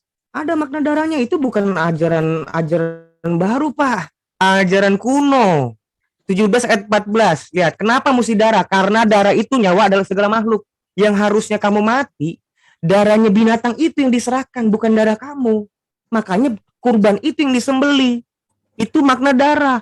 Makna tubuh, kenapa mesti ada daging? Kenapa mesti ada daging? Daging ini, Pak, di sorga nggak laku ini. Ini nggak laku. Nanti daging ini diubah sama Yesus. Karena daging ini mengandung dosa. Makanya perlu binatang. Makna binatang itu ada. Kenapa binatang mesti disembelih? Karena cuma binatang yang ada darah. Manusia itu semua berdosa. Makanya cuma darah binatang itu substitusinya, penggantinya. Malaikat kan nggak punya darah. Kecuali kamu mungkin ya ada darahnya ya. Itu semua kami bisa jelaskan. Makna sunat. Kenapa sunat mesti ada di situ? Bukan di hidung. Itu juga kami bisa jelaskan. Lengkap. Maksudnya itu loh, Pak. Maknanya itu bukan tujuannya takwa. Saya juga tahu semua itu merujuk kepada ketakwaan, Pak. Tapi kenapa Tuhan memerintahkan perintah seperti itu? Pasti ada makna, pasti. Tuhan kami, Tuhan yang berhikmat. Yang segalanya itu pasti ada maknanya. Kira-kira sampai situ dulu, mungkin Saudara Wahyu lanjutkan. Ya, terima kasih Bang Ade. Apa yang Bang Ade argumentasikan tadi itu sudah seperti yang saya katakan. Bahwa apa yang Abang narasikan itu sudah seperti yang saya pikirkan. Dan juga saya terima kasih karena apa yang Abang katakan ini sudah menggunakan akal. Saudara Muslim sudah sekali lagi sering berdebat dengan saudara Kristen, mengatakan akal itu adalah terpenting. Bahkan mereka mengutip Al-Quran bahwa hai kamu orang-orang berakal. Tapi ketika kita mempertanyakan tentang konsep Idul Adha itu, mereka tidak menggunakan akal, tapi menggunakan dalil, nakli. Dan tadi ada yang mengatakan kepada saya, kamu salah memahami istilah nakli. Ya salah, silakan. Argumentasinya apa? Nakli, oke, nakli adalah dalil. Tapi aklinya juga pasti ada. Dan terlebih lagi, aklinya apa? Dikatakan hanya menjalankan syariat. Ya udah, hanya menjalankan syariat tidak ada maknanya, hanya sekedar kepatuhan. Tapi selama ini saudara Muslim selalu memberi argumentasi orang Kristen itu hanya mengimani saja, cukup imani saja. Padahal itu terjadi pada diri mereka, hanya cukup menjalankan syariat saja. Jadi ini yang membuat saya sangat membuat saya tertawa dari tadi ketika ini dalam argumentasi. Ya Pak, Abdullah juga tadi kalau seandainya senang aja Pak, kita di sini dialognya santai. Kecuali kalau Bapak ingin mengarahkan ini kepada Bang Ade, ya sama-sama keras ya wajar lah ya. Lalu begini, jika dikatakan bahwa argumentasi yang dibangun dengan logika gaji sebagai keringat, dan ini dinarasikan terhadap informasi yang saya bawa dari literatur Musnad Fatimah Az-Zahra, ya sekali lagi ini agak kurang nyambung. Karena apa? Bukankah adalah hadis yang memberikan yang namanya asbabul wurud? Apakah itu sama dengan asbabul wurudnya? Kalau Al-Quran ada yang namanya asbabun nuzul, ya kenapa tidak menggunakan asbabul wurudnya? Dan ini juga saya tidak tahu apakah ini dari kalangan Ahlussunnah, tapi yang dijelaskan di sini Imam Jalaluddin As-Suyuti adalah Ahlussunnah wal Jamaah. Dan Musnad Fatimah Az-Zahra yang dibangun oleh Jalaluddin As-Suyuti mengakui bahwa darah ini akan menjadi penebus bagi darahmu, menghapus menjadi penebus bagi darah-darahmu. Ya, di butir yang ke-16 dikatakan juga bulunya akan menjadi penebus bagi rambutmu. Tulangnya menjadi penebus bagi tulangmu. Ya, ini tidak ada makna yang sifatnya dapat dinarasikan lagi. Dan Anda menggunakan akli loh tadi. Tadi katanya harus menggunakan nakli. Jadi ya minta maaf, argumentasi Anda juga berlibet-libet kalau saya katakan. Jadi yang saya ingin tanyakan adalah Anda membantah tentang penebusan. Di sini tertulis jelas kok ada istilah penebusan. Darahnya dapat menjadi penghapusan dosa bagimu. Dan dalam surah Asy-Syaffat yang saya katakan tadi, ya surah Asy-Syaffat ayat 107, itu jelas sekali dikatakan dan kami tebus anak itu. Jadi kalau Anda mengatakan tidak ada konsep penebusan, ya Anda bantah saja Al-Quran Anda bantah saja hadis riwayat-riwayat dari sumber Islam sendiri. Ya itu aja yang ingin saya tambahkan di sini. Terima kasih. Oke, aku jawab tambahin dikit. Jadi gini, sekarang nih lebih kerucut lagi nih aku pancing dengan pertanyaan. Kenapa kambing kurban itu nggak dijambak aja? Kenapa mesti disembelih? Kenapa bukan dijambak? Makna disembelih itu apa? Sembelih itu kenapa mesti disembelih? Kan bisa aja yang dijambak, ditampar-tampar. Kan itu bisa aja kan? Atau digebuk. Tapi kenapa disembelih? Itu dijawab. Saya mau dengar jawabannya. Oke. Saya dulu Pak Amir ya. Ya. Silakan. Gimana nih umat muslim nih? Maknanya apa ini maknanya ini? Silakan. Oke, tenang. Saya dulu Pak Amir. Ini agak lucu ini pertanyaannya aja. Oke, pertama mengenai Bang Wahyu dulu tadi yang mengatakan ditebus itu artinya sudah dijelaskan Bang Alif, itu namanya diganti dengan sembelihan yang besar. Itu maknanya diganti. Dalam bahasa Arab itu di situ ditebus dan diganti itu sama. Itu yang pertama. Yang kedua, Bang Adrian ini tadi saya dari tadi lupa menjawab kenapa harus disembelih. Ya memang harus disembelih agar bisa dimasak, Pak Adrian ya. Asal bisa dimasak dagingnya dan dibagi-bagikan. Dan enak itu udah sembelih, kalau kenapa tidak dijambak aja? Nah, dalam syariat Islam haram kami itu makan hewan yang tidak disembelih atas nama Allah. Ya, haram itu harus disembelih. Bukan jangan kambing, ayam pun itu diharamkan bagi kami untuk makan dagingnya. Nah, dalam ilmu kesehatan juga kalau dijambak atau itu kan darahnya tidak tumpah, itu beku, itu penyakit itu kawan. Mungkin di Anda, mohon maaf ya, di kebiasaan teman-teman Anda ini biasa begitu, ya itu kami tidak melakukan seperti itu. Yang kedua, puncak daripada suatu keimanan dan Islam itu ketakwaan, bro. Nggak ada lagi apa yang kami kejar itu karena yang bertakwa yang masuk surga. Lalu mau bilang apa? Nah, sini kita berbeda. Ketika kami disyariatkan dan diajarkan, dianjurkan, diperintahkan demikian, lalu kami melaksanakan, lalu kenapa Anda memprotes masalah itu? Yang jadi pertanyaan sebenarnya, ketika ada perintah dalam kitab Anda atau dalam ajaran Anda atau dalam ajaran kami ada perintah terus kami tidak laksanakan, itu yang baru bisa diprotes. Ketika satu umat menjalankan perintah agamanya, apa masalahnya? Yang jadi persoalan itu ketika ada suatu perintah dalam agama itu yang tidak dilaksanakan, itu yang masalah. Kenapa? Apakah Anda tidak mengimani keimanan Anda? Itu kan yang dipertanyakan. Lalu dalil aklinya tadi, memang Islam ini adalah agama bagi orang yang berakal. Dan banyak sekali dalil dalam Al-Quran itu menyuruh kita untuk berpikir. Aklinya, kenapa harus sembelihan hewan yang ternak? Ya biar bisa dibagi-bagi dagingnya itu. Dan dalam Al-Quran itu ada tertulis, Allah tidak butuh darah dan daging. Nggak perlu. Untuk apa? Untuk apa Tuhan itu darah? Untuk apa daging? Nggak perlu kawan. Yang perlu daging itu manusia. Ya silakan dulu Bang Alif atau Pak Amir. Oke, saya tanggapin dulu. Kalau di Islam itu jelas. Berkorban itu untuk dirinya sendiri, untuk ketakwaan kita kepada Tuhan. Bukan menyerahkan korban, Tuhannya yang dikorbankan. Sebagaimana firman Allah, la yanalul humuha wala dimaha walakin yanaluhu taqwa minkum. Shadaqallahul adzim.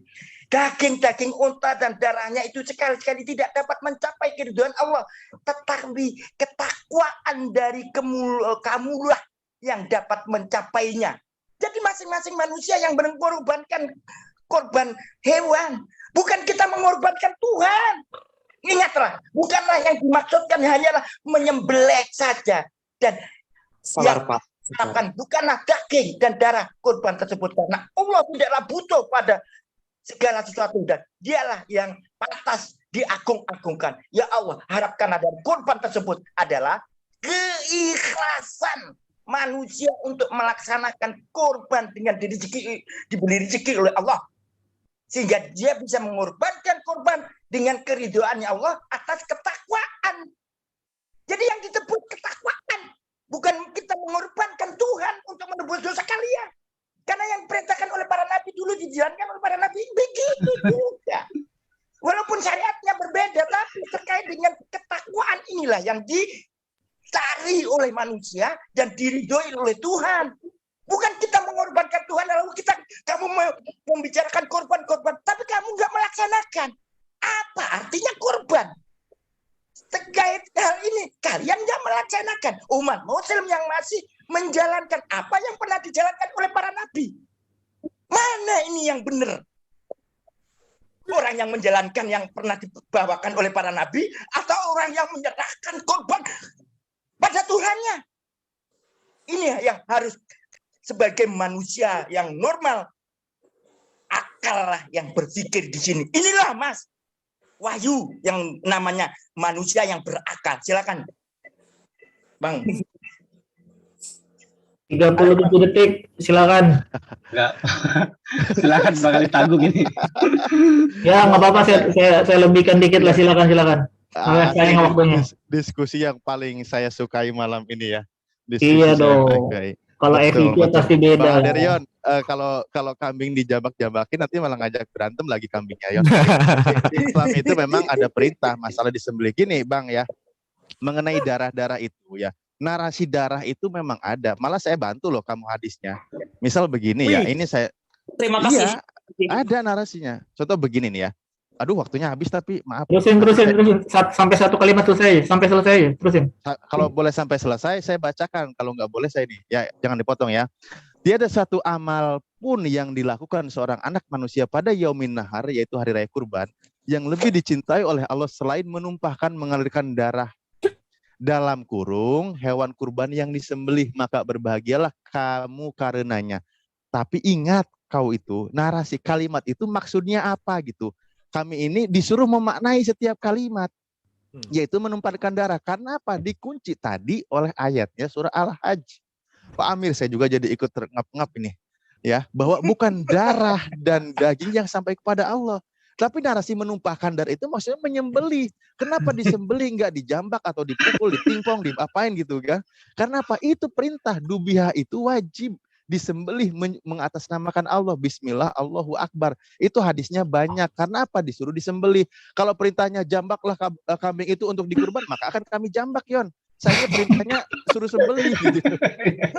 Aduh, kau ini Rion. Oke. Cukup ya Pak Ustadz. Ya. Cukup. Ya, silakan lempar langsung. Ya, silakan. Mantap diskusinya. Iya. Ini gimana nih sekarang?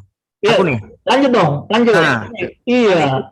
Tadi katanya nggak ada hubungannya itu. Tebusan hewan sama tebusan dosa itu gimana itu? Nanti kalau aku tanya tentang itu alat kelamin kenapa dipotong, ya takwa juga artinya kan? Jadinya. Ya betul. Ya iya, apa maknanya kenapa mesti dipotong? Kenapa bukan ibadah? Saya jawab itu, nanti saya jawab itu, jalan kontainernya.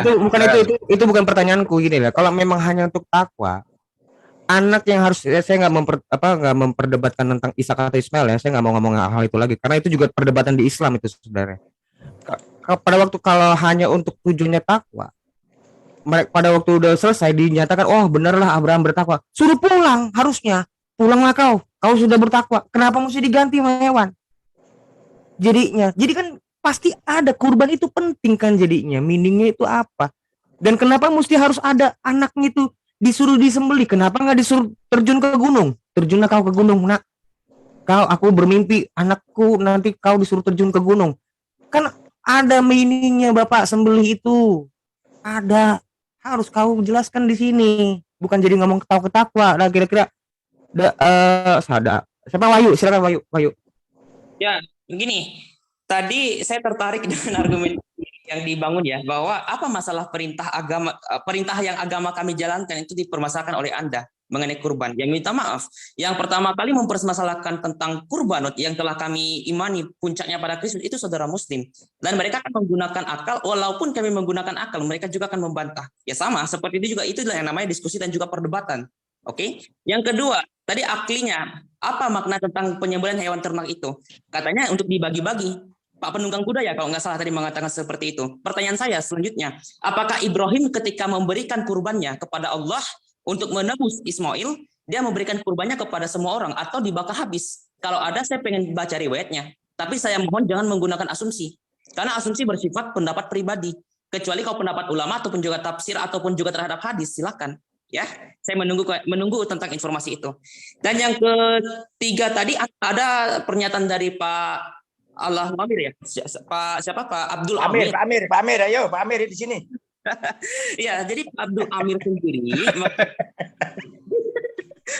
Jadi ini Pak Abdul Amir sendiri tadi sangat berapi-api dan ngegas ya, dengan mengatakan bahwa syariat berbeda dan ini juga kami meneruskan. Ya, minta maaf jika syariat sudah berbeda berarti Anda tidak meneruskan apa yang dimaknai oleh Nabi.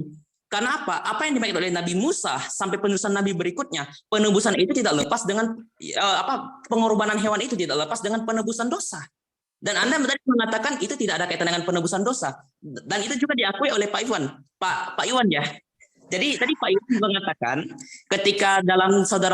ketika saudara muslim menjalankan yang namanya penyembelihan hewan itu tidak ada kaitannya dengan darahnya. Padahal dalam Alkitab itu selalu berkaitan dengan darahnya dan Bang Ade sudah menunjukkan hal itu. Ya. Dan ketika kita melihat informasi dalam riwayat yang saya gunakan dalam Musnad Fatimah Az-Zahra, Anda sebelumnya yang mengubah narasi tidak ada berkaitan dengan penghapusan dosa. Lalu saya menggunakan narasi yang digunakan Musnad Fatimah Az-Zahra. Anda mengubah statement itu, tetapi Anda menggunakan dalil pemikiran Anda kembali. Ya pada dasarnya Anda ini sedang berubah-ubah argumentasi. Hanya karena saya sudah menunjukkan dalilnya. Tapi yang saya minta adalah asbabul wurudnya di mana. Jadi saya tidak hanya ingin menggunakan asumsi, tapi data. Gitu loh. Ya. Dan terlebih lagi begini, kalau seandainya kembali kepada syariat yang berbeda dalam konsep tentang penyembelihan itu, ya seandainya kalau memang itu berbeda dalam penyembelihan ini, kenapa tidak menjalankan yang namanya sholat saja? Tidak menjalankan sholat atau mencium hajar aswad saja, itu kan sudah memberikan penebusan dosa. Bukankah penebusan dosa dalam Islam itu ya menjalankan apa yang telah diperintahkan oleh Allah? Kalau seandainya itu adalah keikhlasan dan keriduan, semuanya milik Allah. Domba ini milik Allah. Kenapa harus manusia yang memberi korban yang dari Allah untuk Allah? Ya seharusnya Allah sendiri dong yang melakukan itu. Dia memberi menghunuskan pedang kepada dombanya atau kepada sapinya umpamanya. Dan itu biar Allah saja yang bekerja. Jadi kalau seandainya dikatakan itu keikhlasan oleh manusia, ya pada dasarnya itu ada tindakan pekerjaan di mana manusia itu diharapkan supaya bisa berpartisipasi untuk Allah sendiri, padahal Allah Maha mampu. Kan saya juga agak sedikit belum mampu menerima ini dalam pemikiran akal, kecuali Anda ini menggunakan narasi akli dan aklinya itu kuat, baik itu argumen dari tafsir maupun juga hadis. Sekian. Ya, aku sedikit tentang masalah Yesus nih ya. Kenapa sih binatang, bagaimana sih posisinya? Di dalam hukum Taurat hanya terdapat bayangan saja keselamatan, karena itu dengan korban yang sama yang setiap tahun terus-menerus dipersembahkan oleh para nabi-nabi, hukum Taurat tidak mungkin menyempurnakan mereka yang datang mengambil bagian di dalamnya. Sebab jika hal itu mungkin, pasti mereka tuh nggak akan melakukan korban lagi tuh. Tetapi justru korban-korban itu setiap tahun orang-orang diperingatkan akan dosa.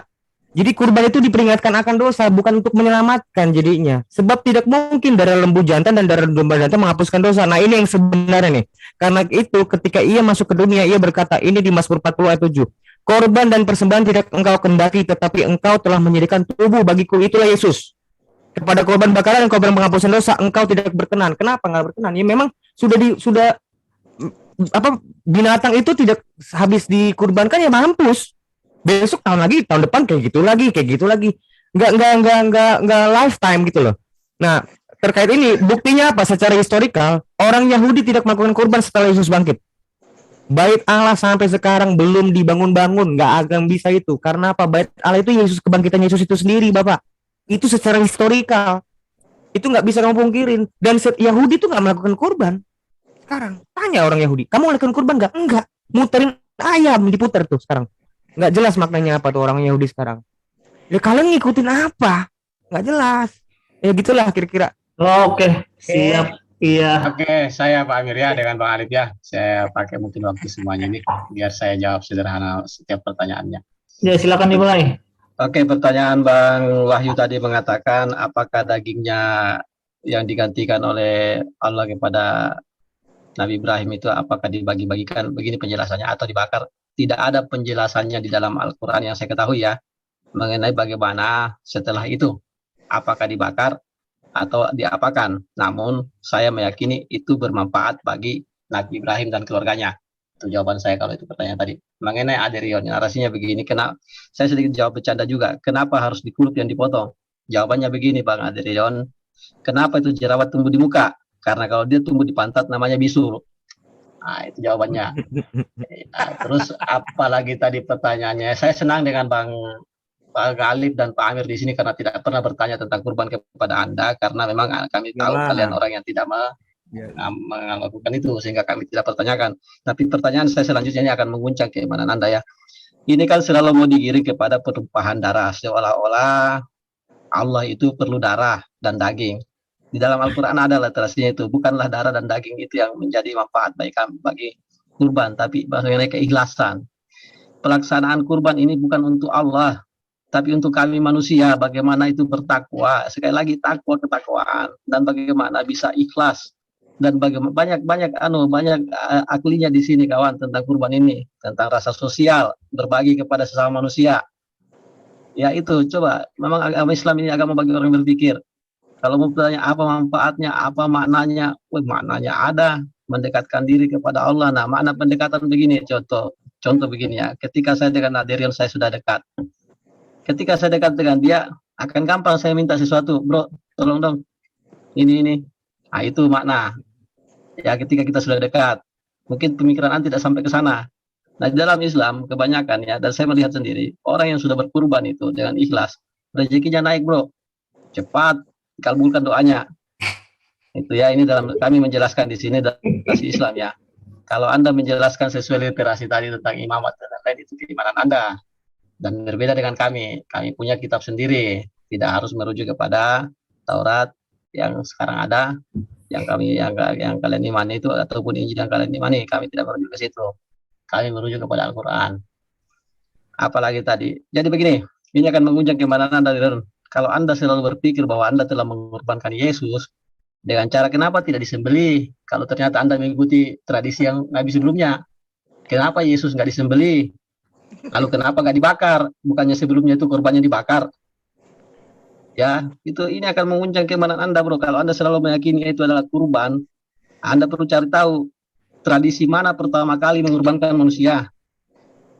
Cari banyak internet sekarang, tinggal ketik pengorbanan manusia pertama di keluar apa? Paganisme, kawan. Ya. Udah. Kalau itu memang untuk kurban, seharusnya Yesus itu dibakar dan tidak bangkit lagi. Kenapa orang Yahudi tidak kurban lagi sekarang? Dia cari Yesus, bakar karena korbannya hidup lagi. Harus mati loh kurbannya orang hidup itu. Harus mati. Kalau orang Yahudi tahu itu, Yesus dia cari lagi untuk dibunuh itu. Silakan Pak Amir memanfaatkan 1,5 menit gas terus. Oke. Nah, ini saya juga heran sama si tadi terkait dengan ketakwaan tadi ya. Bahwa kita itu diperintahkan oleh Tuhan itu sesuai dengan apa yang diperintahkan. Dengan ketakwaan itu, maka di sini sebagaimana hadis riwayat Abu Daud, para sahabat bertanya kepada Rasulullah, "Wahai Rasulullah, apakah maksud dari hewan kurban seperti ini?" Beliau menjawab, "Ini merupakan sunnah ajaran bapak kalian, Nabi Ibrahim." Mereka bertanya, "Wahai Rasulullah, lantas apa yang akan kami dapatkan dengannya?" Beliau menjawab, "Setiap rambut terdapat satu kebaikan." Mereka berkata, "Bagaimana dengan bulu-bulunya?" Wahai Rasulullah, beliau menjawab, "Dari setiap rambut pada bulu-bulunya terdapat satu kebaikan." Inilah kehebatan di dalam Islam. Bukan mengorbankan Tuhan kita dapat menghapuskan dosa, tidak. Tapi dengan kita mengorbankan ini dengan pahala yang begitu besar atas perintahnya, atas ketakwaannya, maka Allah akan membalas. Dengan ketakwaan kita juga akan membalas. Inilah, kita bukan mengorbankan Tuhan untuk menebus dosa kalian, bukan. Tapi apa yang kita laksanakan, bro, dosa dipikul masing-masing. Kalau kita menjalankan kurban, maka pahalanya untuk kita. Ngerti? Nah, inilah Islam dengan kebenaran, dengan sesuai dengan naluri akal manusia. Silakan Bang Ali.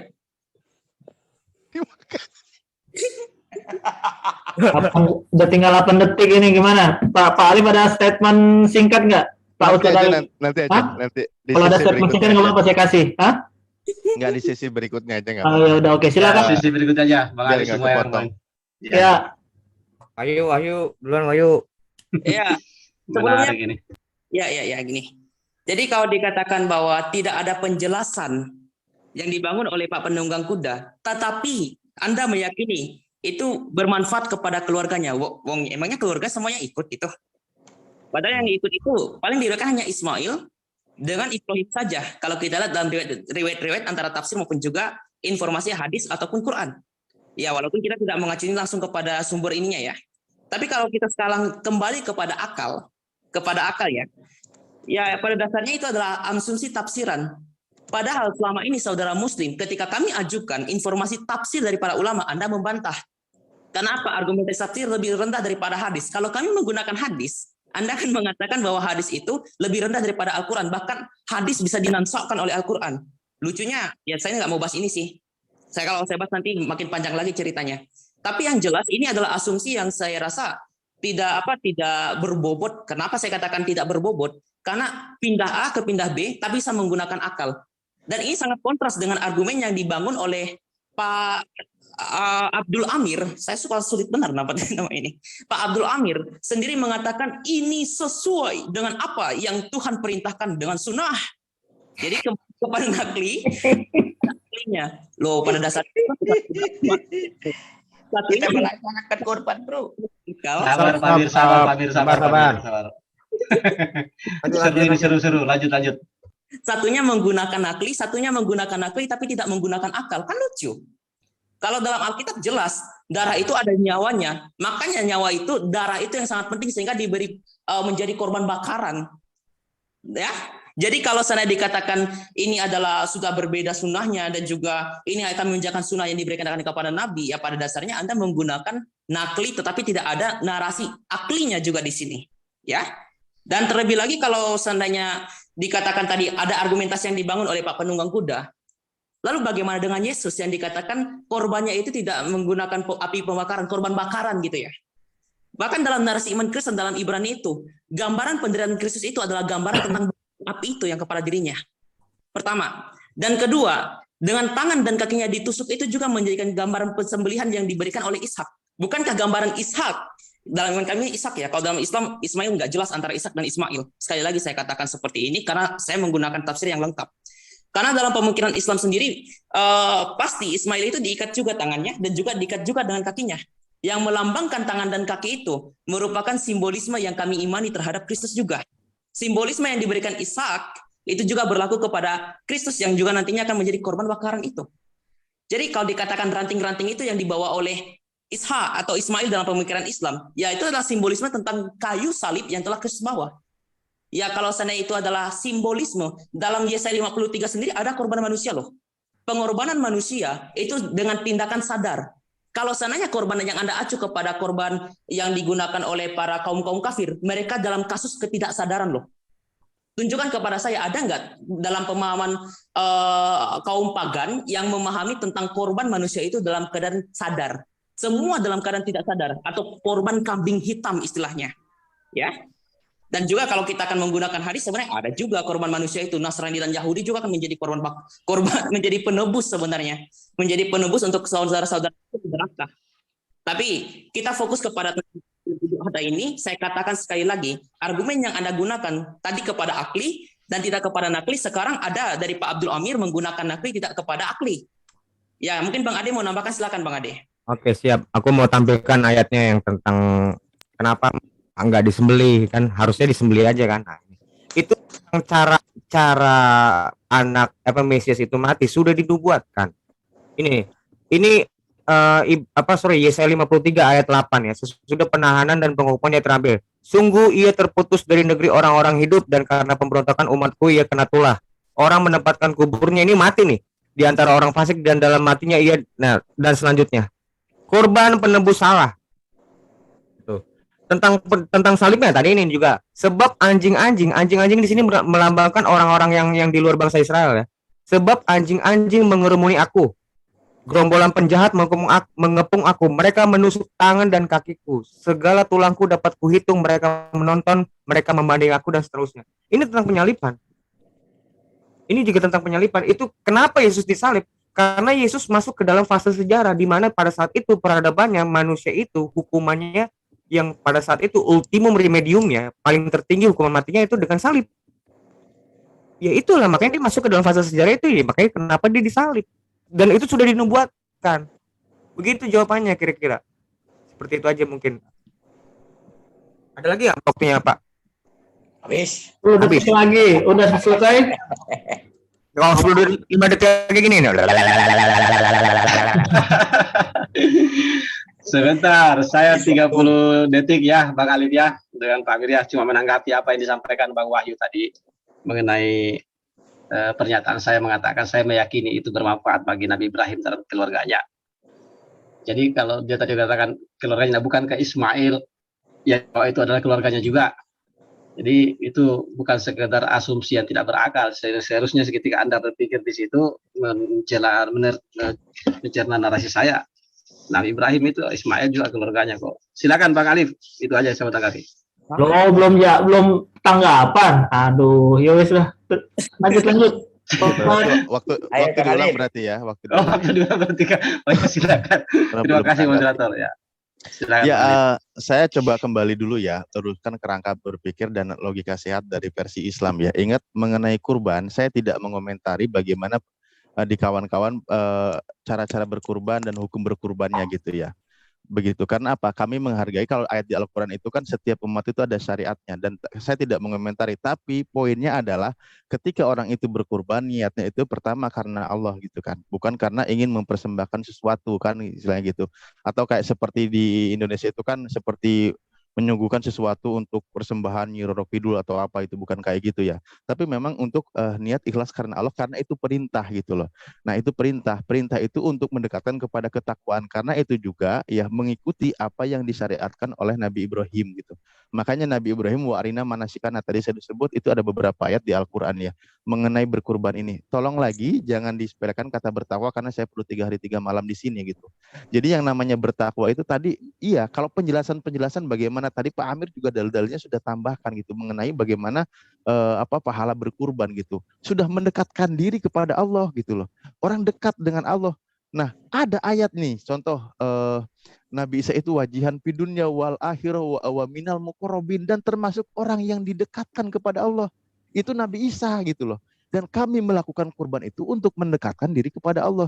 Dengan cara apa? Niat bertakwa gitu. Bukan karena apa? Ingin menyekutukan sesuatu atau mempersembahkan kepada sesuatu gitu. Nah, di Islam itu lebih jelas bagaimana sih konsep dalam berkurbannya. Tidak dijambak, tapi memang diperintahkan untuk disembelih kan. Fasoli lirabbika wanhar, juga ada ayatnya perintah sembelihlah daging kurban itu dengan mengucapkan lafaz Allah dan takbir, begitu kalimatnya gitu loh. Itu dengan cara baik begitu. Nah, nanti dagingnya itu ada hadisnya dibagikan kepada saudara dan fakir miskin. Itu saya nggak serkin dari tadi ya. Itu ada beberapa hadisnya demikian, dan itu nilai ketakwaannya sangat tinggi. Pahala-pahalanya nanti ada poin-poinnya gitu loh. Saya bukan tentang membantah atau apa, ketika orang itu dekat dengan Allah tergolong orang yang bertakwa. Udah, kalau memang takwa itu udah poinnya jelas.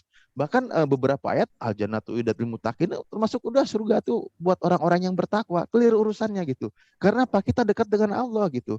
Makanya dipanggil juga dengan kemesraan gitu loh ya. Itu paham jelas di sini ayatnya. Pertama, ketika kita berkurban, bahkan nih ada ketentuan nih menyembelihnya ya, yang gemuk, kriteria tidak cacat ya, tidak ada penyakitan gitu. Kalau ada rion masuk, seandainya domba itu udah disembelih masuknya gitu kan kategorinya gitu. Karena ini hadirin manusia, di Islam itu dilarang mengorbankan menyembelih manusia gitu kan. Yang boleh dikurbankan itu adalah binatang gitu. Jadi apa boleh buat ya sesuai dengan kriteria binatang-binatang itu memenuhi syarat gitu. Dan aturan menyembelihnya pun bukan masalah dijambak-jambak, dipul-pul, enggak, itu menyiksa namanya. Tapi memang sekali sembelihan, jebret gitu kan. Sekali sembelihan ya sudah selesai urusannya. Dan niatkan karena Allah. Makanya ayatnya inna sholati wa nusuki wa mahyaya wa mamati lillahi rabbil alamin. Semuanya karena Allah Tuhan semesta alam. Ini perintah anjuran gitu. Dan ini disyariatkan di hari raya kurban gitu. Nah, kalau tadi Yesus di kitab Anda cuma sekali kami tidak menjalankan lagi, Rion. Iya, buktinya sekali tetap aja gagal tuh. Tuhan udah berkorban, tetap aja manusia melakukan dosa gitu kan. Nah, tidak ada lagi tuh korban-korban lagi, tapi Tuhan itu dosanya tetap berjalan, melakukan dosa tetap ada gitu. Apakah dosa ketika Yesus sudah dikorbankan, dosa itu sudah ditarik duluan gitu? Lo dosa duluan, dosa nanti terserah, penting gue udah korban. Itu kan enggak, artinya gagal dong. Kecuali memang ketika Yesus sudah dikorbankan, tidak ada lagi yang namanya dosa.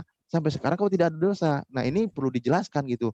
Tolonglah kalian jelaskan biar lebih logis dari kami gitu. Soalnya sampai sekarang saya belum menemukan hal-hal yang lebih logis dalam berdalil gitu loh. Ya, silakan Pak Amir, masih ada 1 menit. Oke. Dari kelogisan di dalam Islam terkait dengan korban itu jelas. Kita mengorbankan apa yang diperintahkan oleh Tuhan. Bukan untuk mengorbankan apa-apa, tapi yang dikorban ini adalah keikhlasan manusia dalam diberikan rezeki oleh Tuhan. Nah, rezekinya itu apa? Untuk korban. Untuk memberikan apa? Ketakwaan kita. Bukan kita mengorbankan terkait dengan apa? Terkait dengan ketakwaan kita. Tadi yang sudah saya sebutkan bahwa pahalanya, bulunya itu mendapatkan tiap satu bulu itu dinilai kebaikan loh. Bagaimana menghitung bulunya domba atau bulunya sapi yang begitu banyak, bermiliar-miliar bulu. Inilah pahala. Kalau pahala besar pasti akan menghapuskan dosa kita. Inilah ketakwaan kita. Kita bukan menyerahkan atau mengorbankan manusia, lalu kok dosa kita dihapus. Tidak. Karena apa? Pengorbanan kita terkait dengan korban di dalam Islam ini sudah jelas bahwa yang dikorbankan ada perintah Tuhan, ada hewan. Yaitu mengorbankan domba, sapi, atau apa yang dikorbankan. Bukan mengorbankan yang dituhankan. Itulah kejelasan terkait Islam. Oke, terima kasih. Sebelum ditanggapi sebentar, aku pengen ngingetin ini kita Kristen 1 kali menanggapi, terus Muslim 1 kali menanggapi lagi. Di situ kita closing aja ya. Iya, Pas 1,5 jam ini soalnya. Iya, benar. Bisa. Ya, Bisa, jadi bisa. habis Bisa, ini 1 kali Kristen menanggapi, Islam menjawab lagi, habis itu kita closing. Oke, biar terakhir nih, biar makin panas. Ini Kristen gimana sih? Udah dibilangin pokoknya bertakwa gitu loh. Gimana? Udah bertakwa gitu loh kalau kata teman-teman Muslim tadi. Gimana nih teman Kristen nih? Silakan ditanggapi. Wahyu. Aku ingin memberi tanggapan sedikit sih. Silakan. Jadi kalau seandainya dikatakan pertama yang digunakan oleh Pak Penunggang Kuda, bukankah di situ ada juga rombongan yang sedang mengikuti Ibrahim bersama Ismail? Yaitu pada dasarnya asumsi juga kan, bukan kepada dalil yang saya minta antara tafsir, hadis, atau kepada Al-Quran. Ya kemungkinan besar dalam Al-Quran itu hanya menjelaskan Ibrahim dengan Ismail ya, kalau dalam pemaparan Islam. Istilahnya ambil saja Ismail. Tapi tidak ada dijelaskan secara terperinci apakah setelah hewan kurban itu diberikan langsung kepada orang-orang yang pada waktu itu atau dibiarkan terbakar sampai hangus atau dibawa sampai pulang ke rumah. Jadi pada dasarnya itu kembali lagi asumsi dan penafsiran pribadi. Oke. Lalu yang kedua, kalau dikatakan itu adalah kepada ketakwaan saja, ya pada dasarnya ketakwaan yang saya katakan itu adalah pendapat yang menjelaskan bahwa kita hanya taat saja, tapi tidak mengerti makna dari kenapa harus menggunakan hewan. Kenapa harus menggunakan hewan dan apa pengorbanannya itu dengan membunuh binatang. Yang seperti mengingat terhadap peristiwa di mana Ibrahim itu telah ditebus, anak Ibrahim itu ditebus dengan binatang juga. Itu kan sebenarnya mengingat kenapa tidak hanya membaca Al-Quran seperti peringatan terhadap Nabi Muhammad akan maulidnya. Itu kan membacakan sirahnya. Ya udah. Kalau gitu, kenapa tidak membacakan Al-Quran tentang bagaimana peristiwa di mana Allah memberikan korban kepada anaknya Ibrahim itu tanpa harus memberikan korban besar-besaran terhadap binatang. Itu yang saya maksudkan tadi. Tetapi pada dasarnya adalah ketakwaan. Itu juga ditegaskan oleh Pak Ikhwan ya, kalau saya nggak salah, selain Pak Penunggang Kuda. Ya pada dasarnya kalau hanya sekedar ketakwaan, apakah bisa diganti dengan yang lain? Kalau memang bisa diganti dengan yang lain, ya pada dasarnya sepakat nggak saudara Muslim tidak mengorbankan semua binatang dengan cara yang lain. Cara yang lain umpamanya. Karena saya tahu dalam Islam juga tanpa menggunakan korban binatang bisa juga dengan cara yang lain. Umpamanya yang sifatnya umum ini digantikan dengan sifatnya yang khusus. Bisa nggak menggunakan sifatnya khusus menjadi sunnah untuk keberlanjutan setelah dalam Islam untuk periode waktu berikutnya. Ya. Jadi itu yang yang sebenarnya yang jadi pertanyaan saya sebelumnya. Dan mungkin Bang Ade bisa nambahkan lagi kalau ingin memberi tanggapan, Bang. Iya, sebenarnya udah habis sih tanggapan dari saya. Karena begini loh, saya tadi nggak maksud dalam rangka gini loh. Takwa itu penting, betul. Memang kan semua, bahkan bukan cuma hanya kurban tadi saya bilang. Semua perintah itu kan pasti merujuk kepada ketakwaan. Taat atau enggak kan? Bener. Cuman meaningnya itu. Meaningnya kenapa kurban, kenapa sunat, kenapa ini, kenapa itu. Pasti kan ada dong Pak. Sunat juga takwa kok. Tentang takwa kan. Apalagi you name it, sholat. Takwa juga kan dituntutnya. Loh, itu tujuannya, maknanya itu yang kita cari. Nah kalian Islam nggak bisa nunjukkan itu. Nggak bisa. Habil itu ngapain? Nah sekarang contohnya kalian jelaskan. kenapa kalian nggak disebut milah Habil? Tadi nggak dijawab-jawab, nggak disentuh. Kan? Karena kalau cuma hanya takwa, Habil juga karena ketakwanya diterima. Tapi maknanya dia mengorbankan itu, siapa yang ngajarin dia? Yang ngajarin dia siapa? Adam. Adam itu pada itu disuruh ngapain? Bagi-bagi daging sama siapa? Sama babi. Orang cuma manusia cuma dia doang kok. Nah itu kan jadi terputus kalian. Itu terus kalian cuma hanya ngomongin tentang takwa. Saya rasa sih udah nggak ada jalan pintas, nggak ada jalan ketemunya. Ya mentoknya di takwa doang. Belum lagi kita bahas sunat loh Pak. Belum. Wah saya bisa jelaskan kenapa sunat, kenapa mesti berkurban, menyembelih, dan itu hubungannya apa. Saya bisa jelasin itu semuanya. Saya bisa jelasin. Ada kronologisnya semua. Relasinya ada. Bukan cuma ngasal-ngasal perintah. Memangnya dia apa? Tuhan itu nggak punya hikmat. Kan dia berhikmat juga. Ya udah saya rasa sih udah cukup ini ya tentang masalah ini juga. Kalian nggak bisa menjelaskan. Kenapa pada waktu itu Ibrahim disuruh mengorbankan anak yang tunggal? Anak yang dulu kan yang paling dikasihani terus diganti sama hewan. Nah terus kalian gambaran kalian tuh tentang gantiin anaknya gimana? Apa kalau kalian ingin milah Ibrahim apa kan? Emangnya binatang itu kesayangan kalian? Kan bukan anak kamu kan? Nah, hubungannya sama Abraham apa tuh? Kan cuma murni cuma bagi-bagi daging. Idul Adha itu adalah bagi-bagi daging. Bagi-bagi daging, nggak lain nggak bukan. Dan itu bisa dilakukan di hari Natal sebenarnya. Kamu bagilah daging saya pas Natal. Ini ada daging buat kamu. Itu namanya berkurban. Kalau mau berkurban, kira-kira begitu. Silakan. Udah dah, aku rasa udah cukup Pak. Oke. Kita itu tadi sesi terakhir atau masih ada closing statement nanti lagi? Enggak, Islam tanggapi sekali lagi. Habis ini baru closing. Iya. Oke, nanti saya closing aja lah nanti. Silakan Pak Amir dengan ini. Betul. Hai Rion, aduh kamu nih bulat-bulat mau jelasin apapun yang kau jelasin, tetap aja kamu itu tetap tidak mengikuti apa yang dijalankan oleh para nabi Rion. Karena ternyata kami juga nggak melaksanakan. Kami bicara muluk-muluk terkait dengan korban, kami melaksanakan. Kami kemarin satu sapi Rion. Dengan ketakwaan kami, dengan keikhlasan kami, dengan mengikuti apa milah Ibrahim karena keikhlasannya, dengan ketakwaannya, kita mengorbankan Rion. Demi apa? Demi ketakwaan kita direzeki oleh Allah. Dikorbankanlah hewan. Jangan kamu menarasikan yang lain-lain. Kamu nggak tahu ini, nggak tahu. Kamu yang nggak tahu sebetulnya terkait dengan korban. Karena apa? Kamu nggak laksanakan. Hei Rion, kamu tampil sendiri. Kamu melaksanakannya mengikuti milah Ibrahim, tapi kamu nggak ada yang diikuti milah Ibrahim, nggak ada.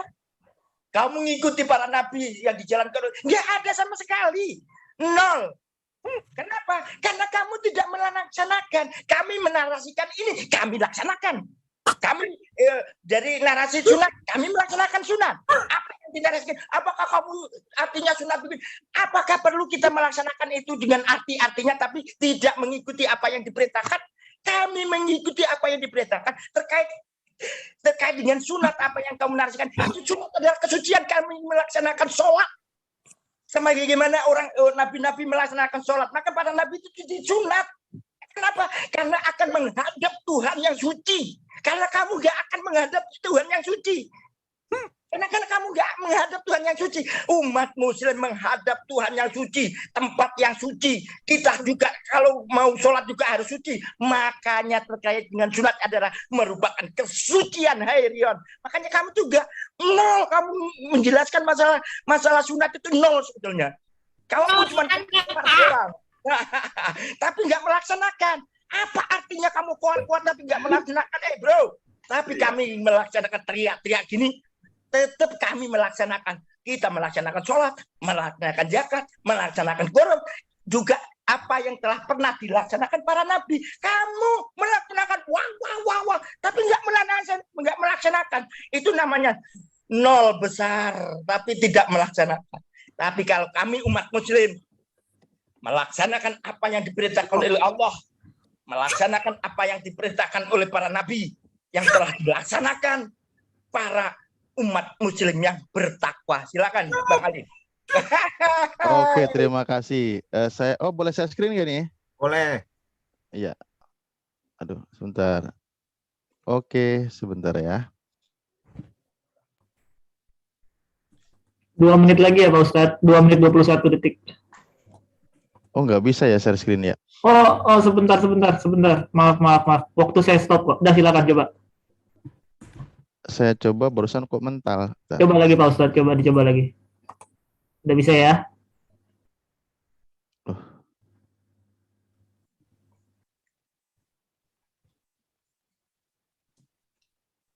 Atau dibantu sama Pak Awi? Saya tidak bisa share screen.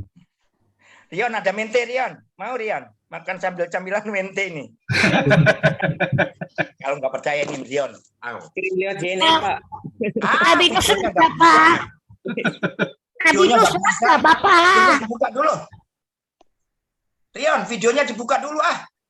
Ada ini nih, ada mente ini. Pak Ustadz udah bisa Pak Ustadz? Oh bisa ya? Iya. Bisa. Kok nggak ada nih share screen-nya? Pak Awi dibantu Pak Awi. Pak Awi share atau gimana? Saya nggak bisa share screen, saya nggak bisa. Itu. Saya nggak bisa nunjukin Rion, Gambrel. Halo. Rion masih Alif banyak. pental tadi, Alif. Loh, kok satunya masih ada ini? Tadi udah kepental padahal. Pak Ustadz mau share apa? Hadis, mau saya bantu. Al-Quran enggak, tadi itu kayaknya memang karena aplikasi cadangan ya. Ya ini bisa nih. Oh silakan. Saya belum jalankan timernya kok, masih 2,5 menit lagi. Oke, sebentar. Jadi begini ya, korelasinya bagaimana sih peristiwa dengan berkurban ini ya. Saya kembalikan lagi. Ini serius Yon, kamu diam dulu ya, karena nanti takutnya kamu masuk kriteria dikurbankan. Sayang kamu orang. Dan ingatlah ketika Ibrahim diuji Tuhannya dengan beberapa kalimat perintah dan larangan. Jadi kalimat perintah dan larangan. Nah di sini loh ujian ini, Nabi Ibrahim ujian dengan perintah dan larangan seperti diperintahkan untuk menyembelih anaknya. Nabi Ibrahim menyempurnakannya gitu loh. Nah makanya kami diperintahkan ujian gitu kan, disempurnakan syariat. Ketika syariat itu ada, ya syariat itu ada. Jangan kok nggak cuma ini aja, ini juga mendekatkan. Jangan dipenggal-penggal gitu karena memang itu perintah gitu loh. Sebagai ujian, larangan untuk apa? Menunjukkan bahwa kita ini takwa. Fatajawadu fa inna itu jadi takwa. Berbekalah kalian sebaik-baiknya bekal itu adalah takwa gitu kan. Nah, lalu kembali di sini ya. Dan ketika Nabi Ibrahim menjadikan kepanjangan, nanti saya takut kelamaan, Bro Aderion. Nah, di sini mulai di sini dan ingatlah ketika Ibrahim meninggikan dasar-dasar Baitullah yaitu Ka'bah ya. Ya Tuhan kami, terimalah dari kami amalan kami, sesungguhnya Engkau yang Maha mendengar lagi, Maha mengetahui. Lalu berikutnya Tuhan kami, jadikanlah kami berdua yang berserah diri kepadamu. Ini juga jadi standar kami gitu. Makanya kami mengikuti milah Nabi Ibrahim tentang berserah dirinya seorang muslimnya gitu. Dan jadikan antara kami anak cucu kami umat yang berserah diri kepadamu.